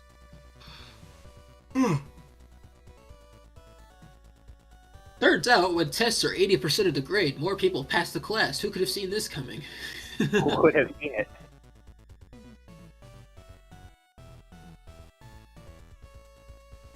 And when projects are 80% of your grade, people tend to not finish those or forget, which is me. I have half a degree. I dropped out of college. I have a degree in botany. Kind of. Half a degree. Associates, technically. Because I never finished up to my bachelor. But I thought you were going to say you went for 1 year and got half of an associate's degree. I got my associates, which gets me nothing because it's a science thing. And you Not get like there's gonna nothing. be- You lose. Good day, sir. You spent 2 years of your life and you gained nothing but debt. In fact, the reason I quit is because I did that with 4. I dropped out because after my second year I would have gotten debt. So I dropped out because I didn't want to get debt. Which is probably for the best. I don't have a full bachelor's, but I'm also debt-free. Well, pseudo debt-free. I have like a $400 medical bill I'm still paying off, but that's fine. It's only $400. It isn't 20 grand. Isn't car tier. My condolences to people that do have gigantic, horrific student loans. I have 7,500 I need to pay off, and that's Whoa. going to be a process. I'm Which so first glad. payment, that's due 6th of January. So Hey, you can start paying it off. yeah, Yeah, I dropped. Where I was going with this, something botany. Let's bring it up. Oh yeah. But I almost failed my botany class in high school, despite the fact that I love plants. There were 2 projects about collecting leaves over the summer and Oh. collecting bugs for the. Because it was a botany and etymology. Etymology, the bug one, not the word one. And I just almost failed it because I just didn't do 2 of the projects because I forgot. Yeah, fair enough. Honestly. They're 70% of your grade. So I have to lock in on every single test, which is fine. Because that's the other 30% of your grade. And with me half-assing the 2 assignments in the last week and getting perfect test scores, I still got a D. Maybe a C. I forget. did you pass the class? Yeah. Then it was I mean, at it least was- a C. Yeah. No, I've never failed a class before. Oof. I suddenly feel so much dumber. Even though it wasn't due to my intelligence, it was just my laziness. I was With gonna the say I exception can of the first time I took algebra. That wasn't on me. That was on the teacher. I can make you feel super dumb. Is that I'm naturally good at trigonometry enough that I never have to Jesus study. Christ. Why? If you Why? ask me, if you ask me now, I would probably not be able to tell you what fucking basic algebra is because it's. But when I was actively doing math, Oh, you're back. I was gonna say, if you tell me how to do math nowadays, I'll probably forget how to calculate the volume of a worm or something. Volume of a worm. But Like, if I have the info right in front of me, I can generally get it, and almost like faster than everyone else. But if you ask me to do it like off the top of my head, I'm gonna flounder faster than a fish on land. yeah, last time I had to do active math like trigonometry was 2017, I believe, 2018. So it's been a hot minute, you know. Can tell you about the pH of soil though, and dirt. You all know facts about dirt and how to diagnose plant illnesses? I can do that. Yeah, no, fair enough.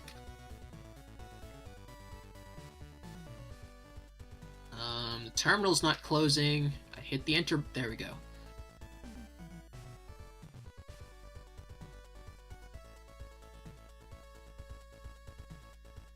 Alright, next up, I believe we need more story mods. Or like we've put the rest of the story mods in there, so I don't... I guess I'll put this in here. We'll start with this. Can't believe you are modding a game right now. No, I'm installing You. mods for a game. There's a difference. Fair. Speaking of mods, I hope you like running the gamble of Baldur's Gate 3.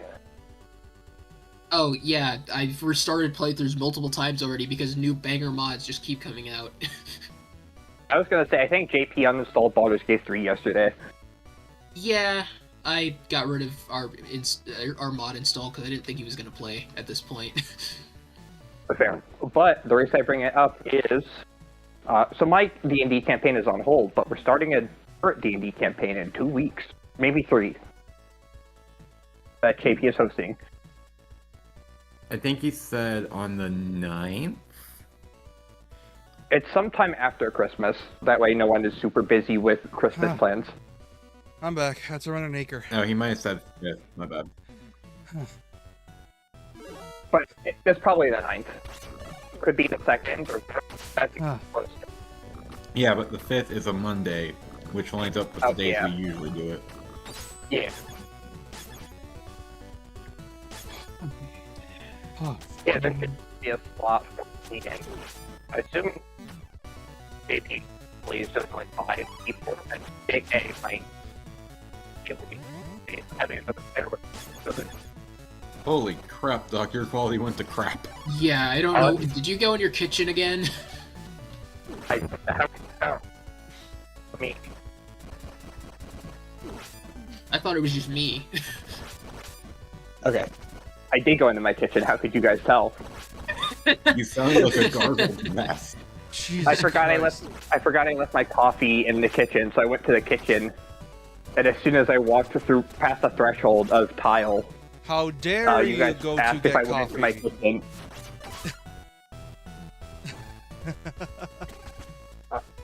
My coffee. You It's need my your- energy source. That doesn't have Coffee to is give me an bad energy for your source. adenosine receptors. It's bad for me in general, because all it does is make me anxious. I think it tastes good, so... I'm not even getting caffeine off of it. Oh. Maybe switch to tea then? Yeah, I probably should. The issue is my tea is all loose leaf, and I'm too lazy to find and clean out the metal ball things and pack the loose leaf into the metal tea ball things. I would say get powdered tea, but What? What? you know, What like did you just say? I actually do have powdered tea, but it's like the super sugary milk tea stuff. So, it's That's not very like, healthy. yeah. It's very good if I want to have like a milk tea or matcha boba and release my inner white girl. Otherwise, Get white girl wasted. hell yeah. White I girl feel like wasted. I've never heard these phrases. Drink 8 White Claws. Oh. Well, it depends Actually, on know your what white a girl white claw wasted. is. Depends on your white girl wasted. I know 2 types of white girl wasted, and one of them is have like 3 White Claws and maybe some wine or a margarita. And the other one is drink like a mason jar of Tito's. And I'm like, okay, sure. Alright. Live for the party, I guess. Go off. Go off, King. Go I'm off. gonna get 1 strings of Barovia. Yeah. Oh. Yeah. By the way, the D&D adventure is pirates, but it's also an isekai. Oh. It's half fantasy Oh, great. pirates, half isekai. Because JP is obsessed with pirates Yeah, as of late. Yeah. So what happens is, I think he described it as it's a normal fantasy world and the real life world. But what if the Caribbean got isekai'd into a fantasy world? And because you put real life pirates in a fantasy world, they just started plundering, and then the world turned to pirates. I think it's a fun idea. It sounds like a fun idea. Rest in peace, I just don't trust JP. Trust Rest them. in peace, X-Pirates. What the heck is X-Pirates? You that? know, the XCOM mod. Oh. How do I people never installed any of the XCOM mods, I'll be honest. I just played it vanilla and hated myself because it's hard and I feel bad when my almost max leveled I was asking for that ranger one. with the sword gets stuck up on by 2 robots that shred her before I even have a chance to act. Ah.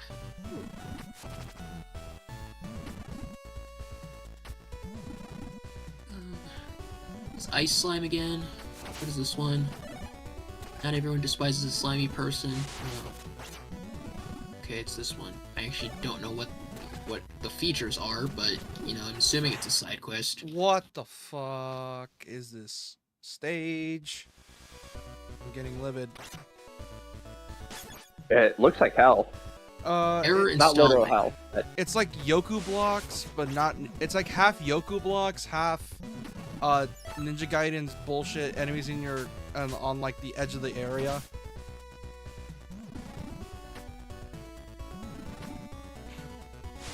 oh yeah, the later half of chapter 3, I believe. Oh, that's Where everyone's just so waiting on the edges of things to clip you.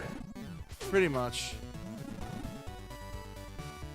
Alright. Oh, okay, I jumped into that one. Next up, Damn it. You know what? Everyone's gonna die here like it. anyways.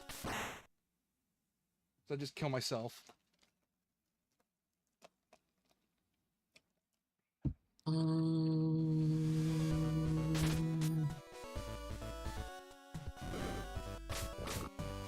Man, I wish Next I up wish we I loved want- coffee as much as I used to. Nowadays, I can barely drink a cup. But then again, the coffees I drink are from like places where the coffee's super strong, like super strong. coffee smells horrendous. It makes your breath terrible. Also yellows your teeth, but yeah. Yeah, And I don't even drink coffee, so I'm just stuck living in the house with my mom, and she made her own coffee, or well, not made, but like she bought a coffee machine to bring here.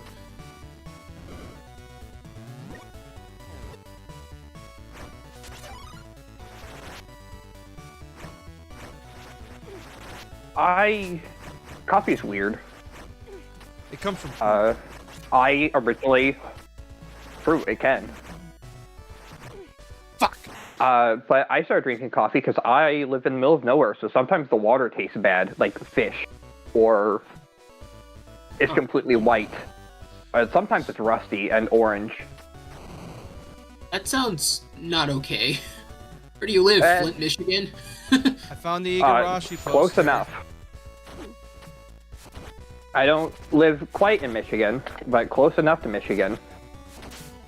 Ah. So we pull from like 4 separate wells, and some of them are not the best wells, and some of them freeze over, and you can't do much about it. Okay. And coffee masks all taste, and it also pseudo purifies it after it's already been purified because it gets steaming hot after you filter out all the bits. At that point, you can just boil it, though. Well, I guess that's yeah. a huge hassle every time you want to drink water, though. Yeah, and I could just make a giant pot of coffee with just 12 cups of water or 12 cups of tea, and it'll boil it anyways.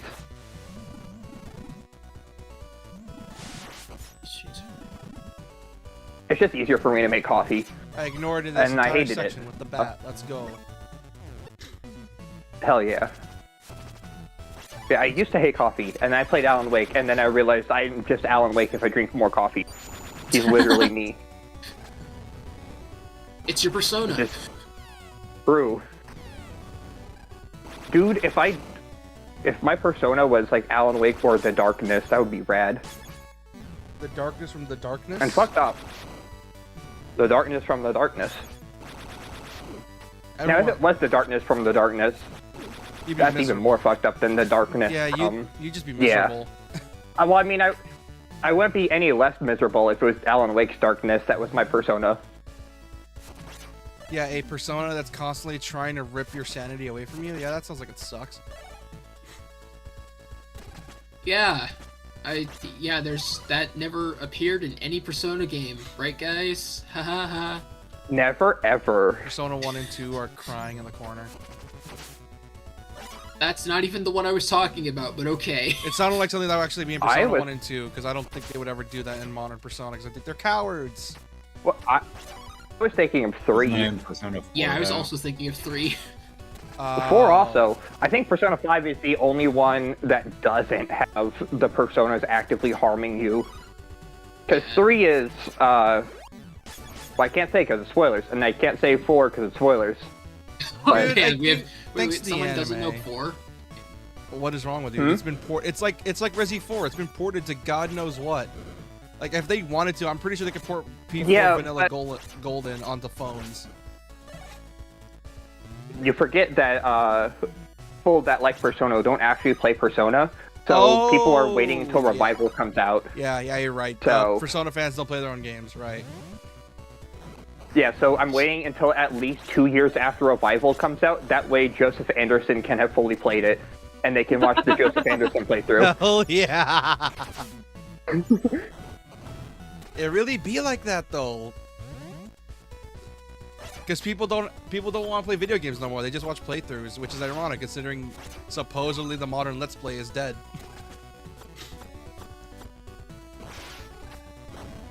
Well, the modern system of making it into videos is dead. They love to watch the streams, though. Well, because the streams, it's just one giant uncut video. There's no edits. Also, you get to like watch it live. Which is Yeah. funny, because I always found certain types of editing hysterical. Yeah, I mean, I still watch Oni Plays for the express purpose that their content is edited down, and it's just highlights, practically. Which is probably what I should be doing because I don't do that. I'll be updating those, and then I will install this. I make the mistake of keeping an hour of footage because even though all that footage is only 5 minutes of actual gameplay and 50 minutes of cutscenes.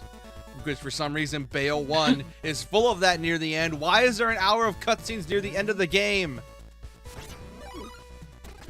You also just need someone who is an artist that will animate your content for free, and then one of those is going to hit the shorts algorithm, and you're going to get 300,000 views on it. That'd be so fun. Dude, I don't know if you just saw that. I had a last minute save. I got knocked into the abyss, turned into a bat, and I came back up. As soon as you Hell said, yeah. I don't know if you just saw that New Order started playing in my playlist. Dude, I got knocked into the abyss and I managed to save myself. That is a play. That is getting clipped. Which luckily, since this game barely has any plot, I can easily just get the good shit in here. Also, I watched someone Hell play yeah. Lazarus in a hardcore Nuzlocke, so I know the entire story of the game now. Oh, what are you? Oh, I know what you are. You're that weird electric monster from the 3D Bloodstain. Mean. Mean, mean, mean, mean, mean, mean, mean, mean, mean.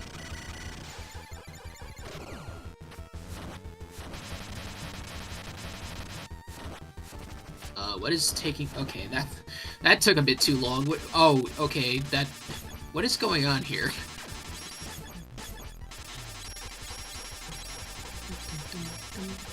Whoop! God, the animation work in this game is so good. You love to see it. Persona 5 anime could never. Oh, yeah, you're right.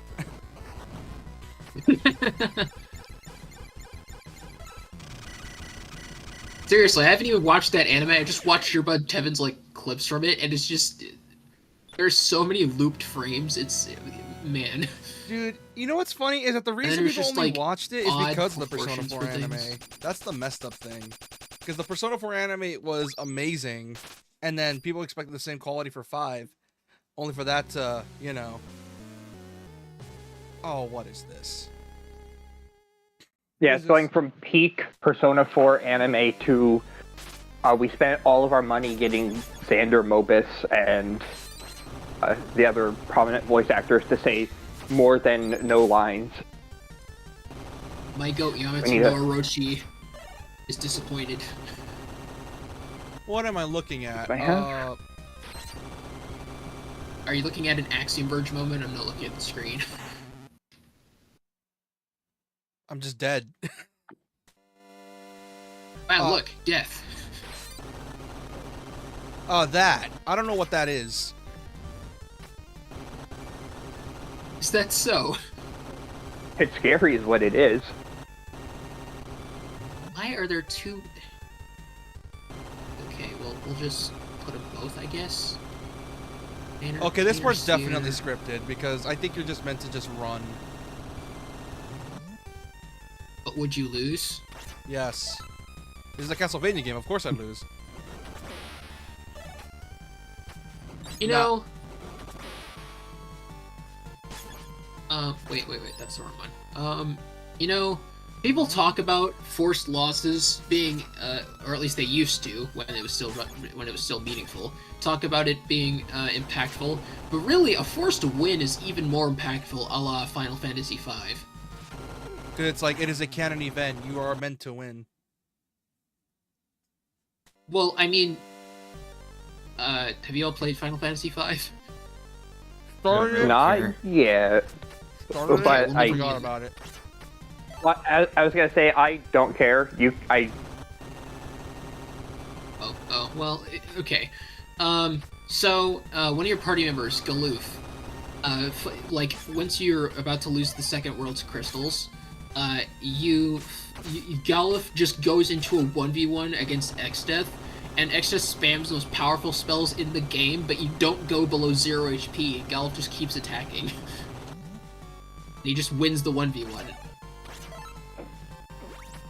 And then he dies afterwards, and, the characters actually try to use Phoenix Down and Life and stuff, and it just doesn't work. Oh no. But it's okay because Kryl got all of his experience and job levels and abilities and stuff. Who is his granddaughter, by the way. Man, if only Final Fantasy II did that when your last party member in the slot dies for their 6th time or gets injured or leaves permanently. And you have to start over at fucking level 1. Oh. I still remember Seer in his Final Fantasy II video where he says, "And this is Gordon, a notoriously shit party member even for this game."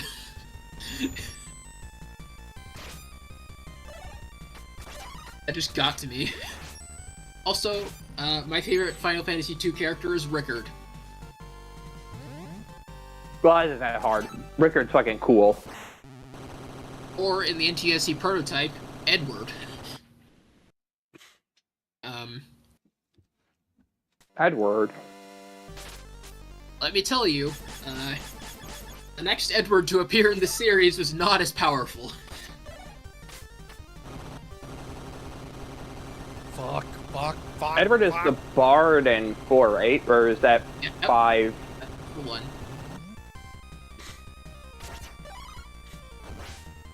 I like Edward. He's cool. I like bards though.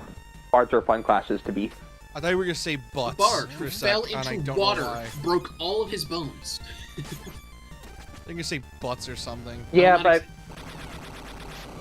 but it's fun if you take in the headcanon that Edward has a chronic illness. That's why he's always tripping, and his ability is to run away when he's injured and fall back, and he's weak. And he is the most powerful at high levels among everyone because of his insane scaling due to him persevering past his chronic illnesses. Well, here's the thing about that, right? In order for that to happen, you gotta remember, he still isn't as powerful. He's more powerful stat-wise, like, for the regular stats, not for HP and MP. But the thing is, there's no good equipment that exists for him. And to add some in the advanced version. And to add, like, a harp that gives you 160 attack or some shit. Oh, that's Why he's a stressful. bard. Just use bad equipment and just persevere. Well, you see, you wouldn't survive the end game. Nah, I'd win. Have fun with the nuke spells, buddy. I have one word for you. Hide. Well, he comes Yeah, back out eventually. Not if you don't heal him. If he stays at almost dead, he just stays hidden. Yeah, but once you have no party members left. Fuck! Oh, And these besides, if you do that, then frogs, he's dude. not even contributing to the fight, so you'd rather have... well, I almost spoiled who the character is, but you'd rather have the final party member that you actually get.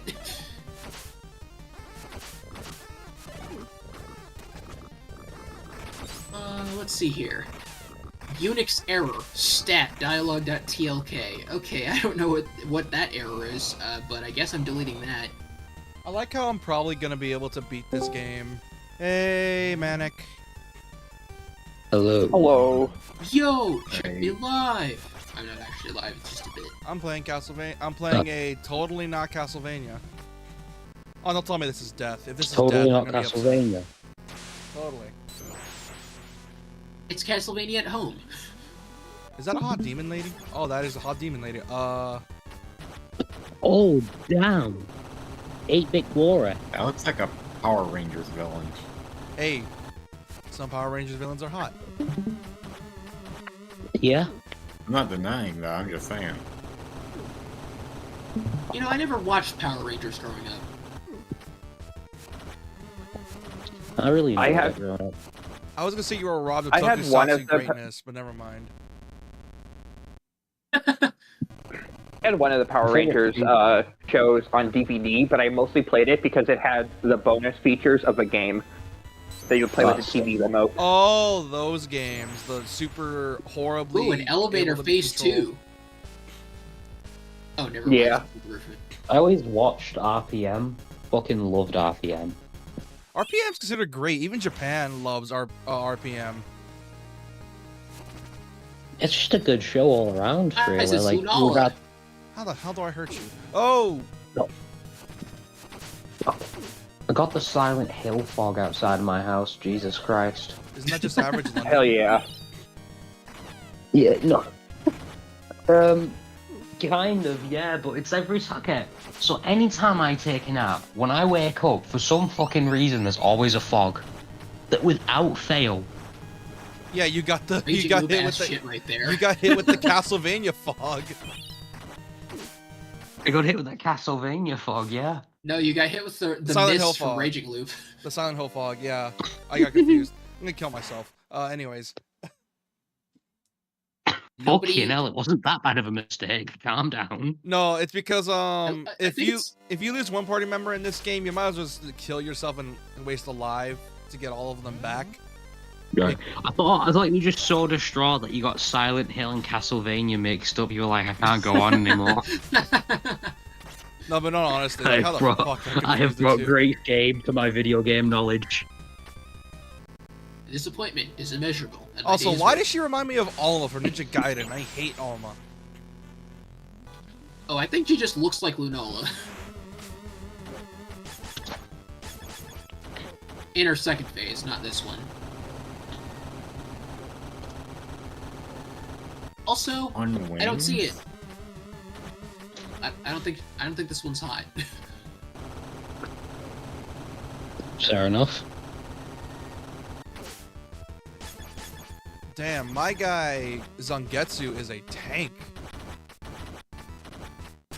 There we go. Zangetsu is a tank. Jesus. He may have no range at all, but he hits hard. Then I'm gonna Is this have. really Castlevania or like what game is this? It's basically just it's made by the. Bloodstained. It's made by the same people as the GBA, DS, Castlevanias, along with Symphony.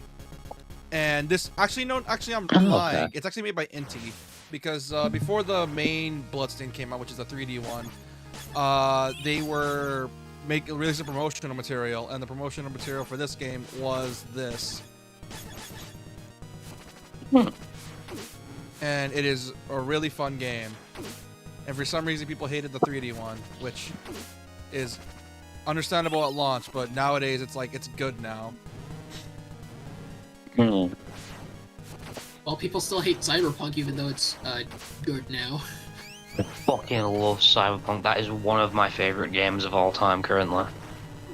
In my top 5. Playing Cyberpunk Also, is, well, also Cyberpunk as you well. say that, but uh, nowadays people love it because of the fact the patches fixed so much of the stuff people hated, Hmm. which is Yeah, I'm unfortunate. aware. My circles are still bitter about the fact that it took, over 7 years, and Which is understandable. They got People nothing. would obviously be mad. I'm going to go off on this tangent saying I can't believe you expected CDPR to make a functional game in the first place. They have never once made a functional game. Oh yeah, most Even of the Witcher 3, which is acclaimed nowadays. yeah. If I remember Witcher correctly, 3 was atrocious on launch. Oh yeah, I remember right. It was, like it ran like ass. It ran like ass. If you played on PC, the font was messed up, so it was like a millimeter tall across the board. Your health bar didn't exist. The gameplay controls were messed up to the point where it was tank controls, basically, in a third-person action game. So, imagine playing The Witcher with tank controls. They eventually changed that out for 3D controls, but some of the items were like 10 times rarer, like the alcoholist, because you used to craft potions The and refill your bombs alcoholist. and do all that. Was like, yeah, it's the alcohol you mix with your potions to get more bombs and potions, with 10 times rarer. So you would make it to like level 25, 30, and be at the end of the game, and you would have like 20.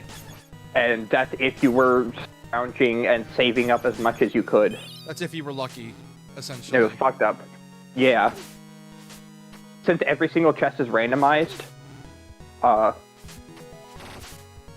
it's also just down to the luck of the draw. Literally the luck of the Jesus stars. CDPR Christ. So my friend wants me to join his call for a minute, and I was like, alright, in like 5-10 minutes. He sent me a video of William Afton, or like Michael Afton, sorry, calling the animatronics the N-word. How could he? I don't know. Hold on. I hate the animatronics anyway, so I don't really care. Yeah, but calling them a I swear, anytime. Whenever I say to him, I'll be like 5 minutes, just slur. Well, I mean, he probably sounds like an impatient guy. He is very much an impatient dude. I'm not even black. I don't even know why he calls me the N-word. I'm as white as snow. Dude, here's the thing. Here Is in he this- black? Which, if that was the case, that makes sense. I'm being serious. Is he? To be fair, to my knowledge, I'm the only black person here.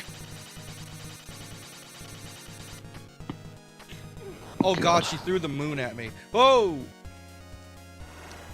And yet JP just lets it slip.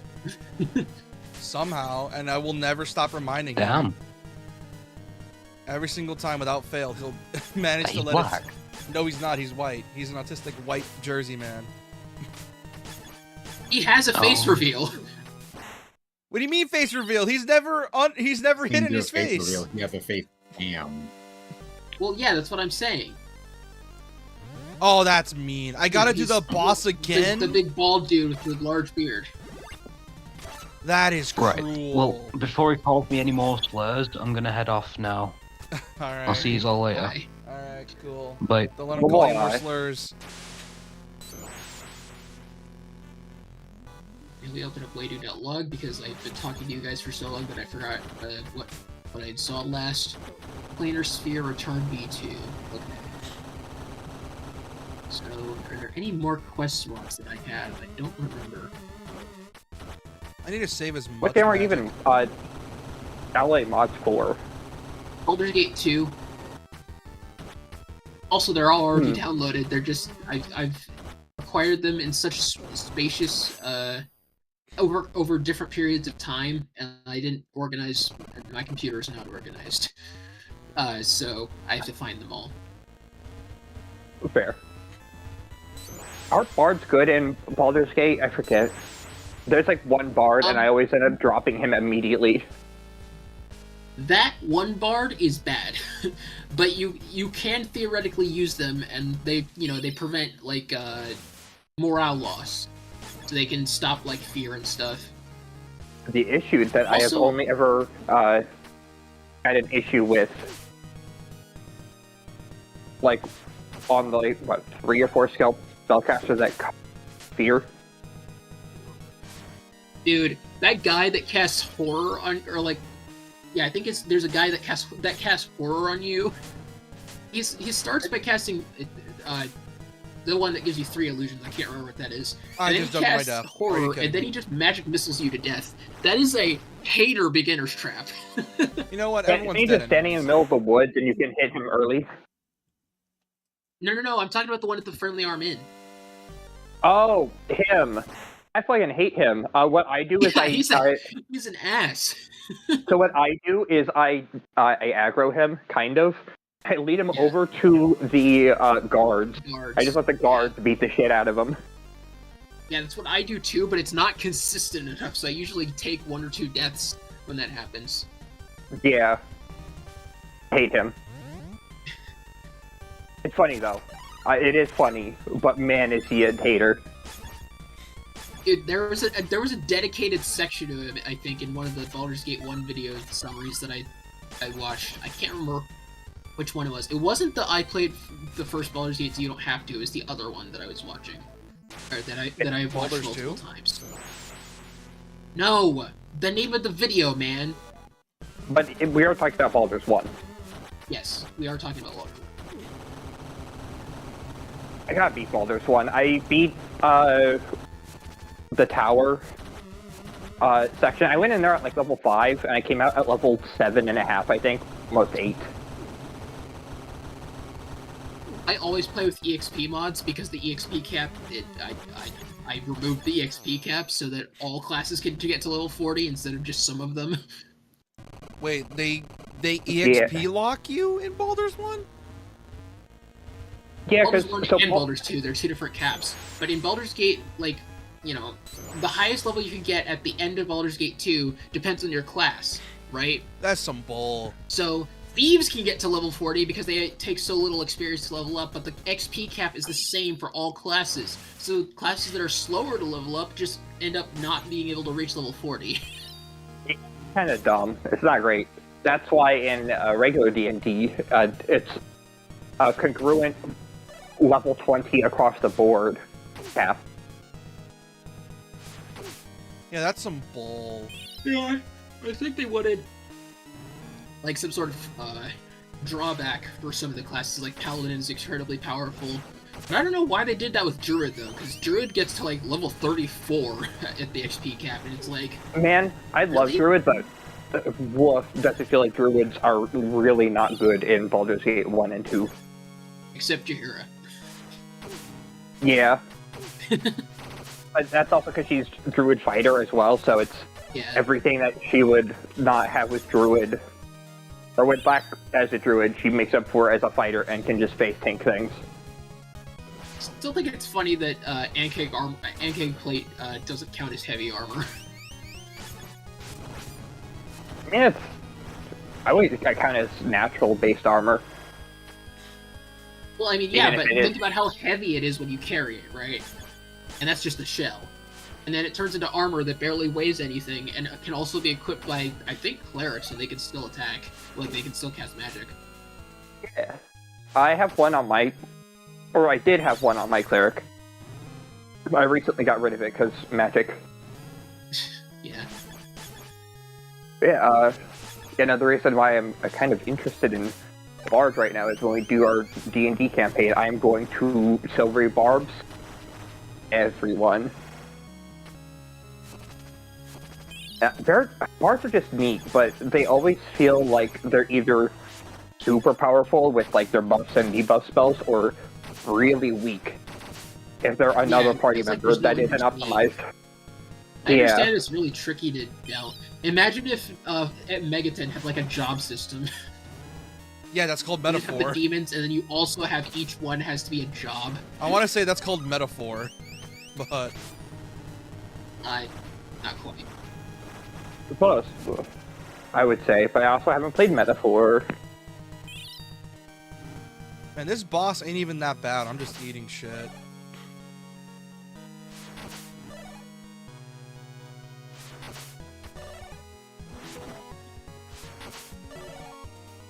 Alright, next, check the thing. Quest mods. Done, I think. Yeah, I think all my quest mods are done. Next is the NPC mods.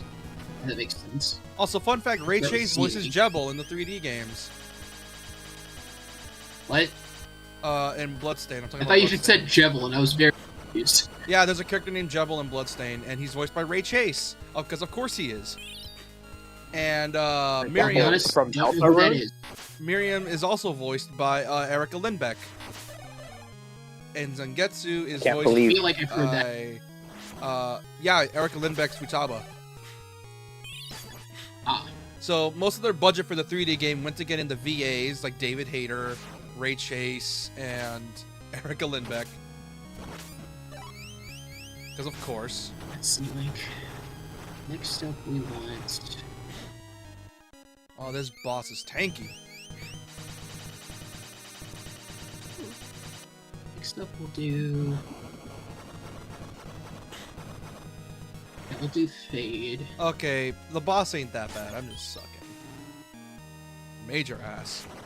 The boss ain't that bad, I'm just skill issuing. It's literally a skill issue because I'm not paying attention to their patterns at all. It's literally a skill issue.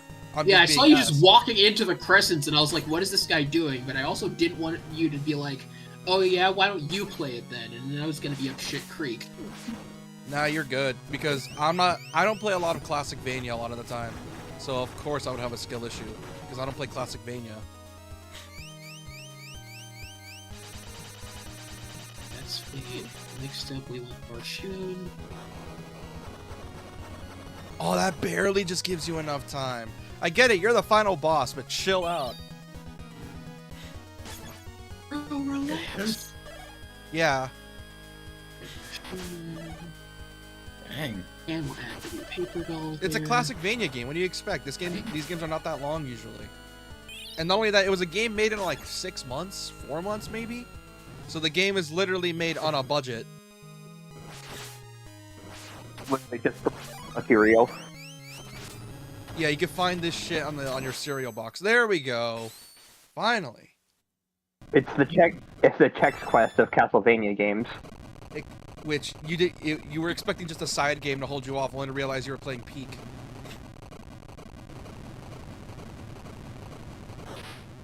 Okay, now we grab Iconia revamped. Zangetsu was astonished by his own actions. For what reason did he do this? He existed to slay demons and take revenge, but long lost emotions have been rekindled. However, the time that had passed, As his consciousness drowned in darkness, Zangetsu could pray. Or I didn't get to finish reading it. Oh, what is this? Oh. Oh! Oh, there's multiple endings. Fuck! Ah. Also, which So they call it Castlevania 2.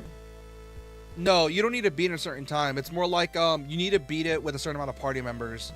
I mean, where they have different endings. I would say it's more like Rondo. Zangetsu's allies plunge into the battle again. They may have to end their ally's life, but can still save his soul. But can they still save his soul? New Game Plus. You know what's fucked up? There's a mode called Curse of the Moon mode, where essentially it's like you restart the stage or like your set back time to go us back to a certain stage. Well, this was It's a fun. perfect. Guessing the true ending is behind that then. Yeah, this is technically 2 hours long because I spent a couple minutes just like doing stuff for family outside the house. So yeah, so this game is technically 2 hours and 10 minutes long. 2 hours if you're good enough. Which it's not a hard game. It is not. On normal mode, it's not that hard. I'm expecting it to show its teeth on the other difficulties.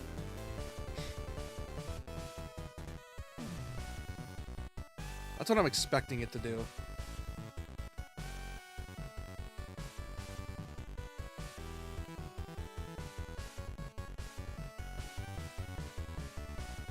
But I don't feel like getting the true ending, because I think I remember Googling it one time if this game had multiple endings. And I forgot about it. And apparently it's like tied to party members. Hold on.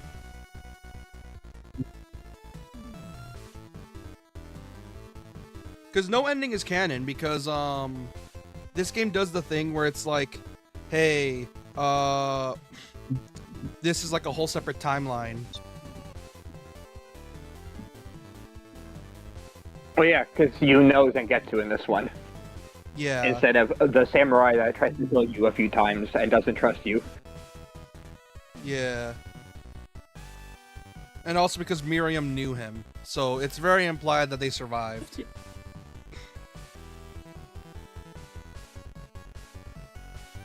Oh, it's a New Game Plus thing. Damn it. So I gotta beat the game on New Game Plus. What did I say, Brayden? What did I say? You essentially have to beat the boss, get all your party members again. Yep, exactly. God damn it. Oh, that's fine. Oh, it also goes back to our conversation earlier about what would you rather have for New Game Plus? Mechanics locked behind New Game Plus or whole new paths? Or like content hid behind New Game Holy Plus? Pats, easy. I know. Because there are some games that do the stupid thing, looking at you, Lost Soul aside, where they hide game mechanics behind New Game Plus.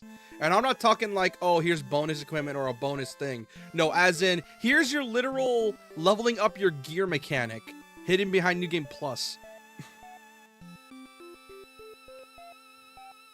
Spider-Man Miles Morales also does that. Oh, that's annoying. Yeah, because you can't max out Miles' skill tree without New Game Plus. That's annoying.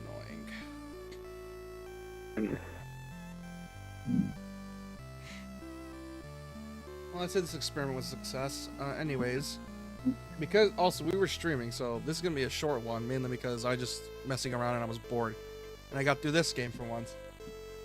Then stream off here. For those that are new, I really should subscribe if you're new, like the stream if you enjoyed it, yada yada yada. You get the point.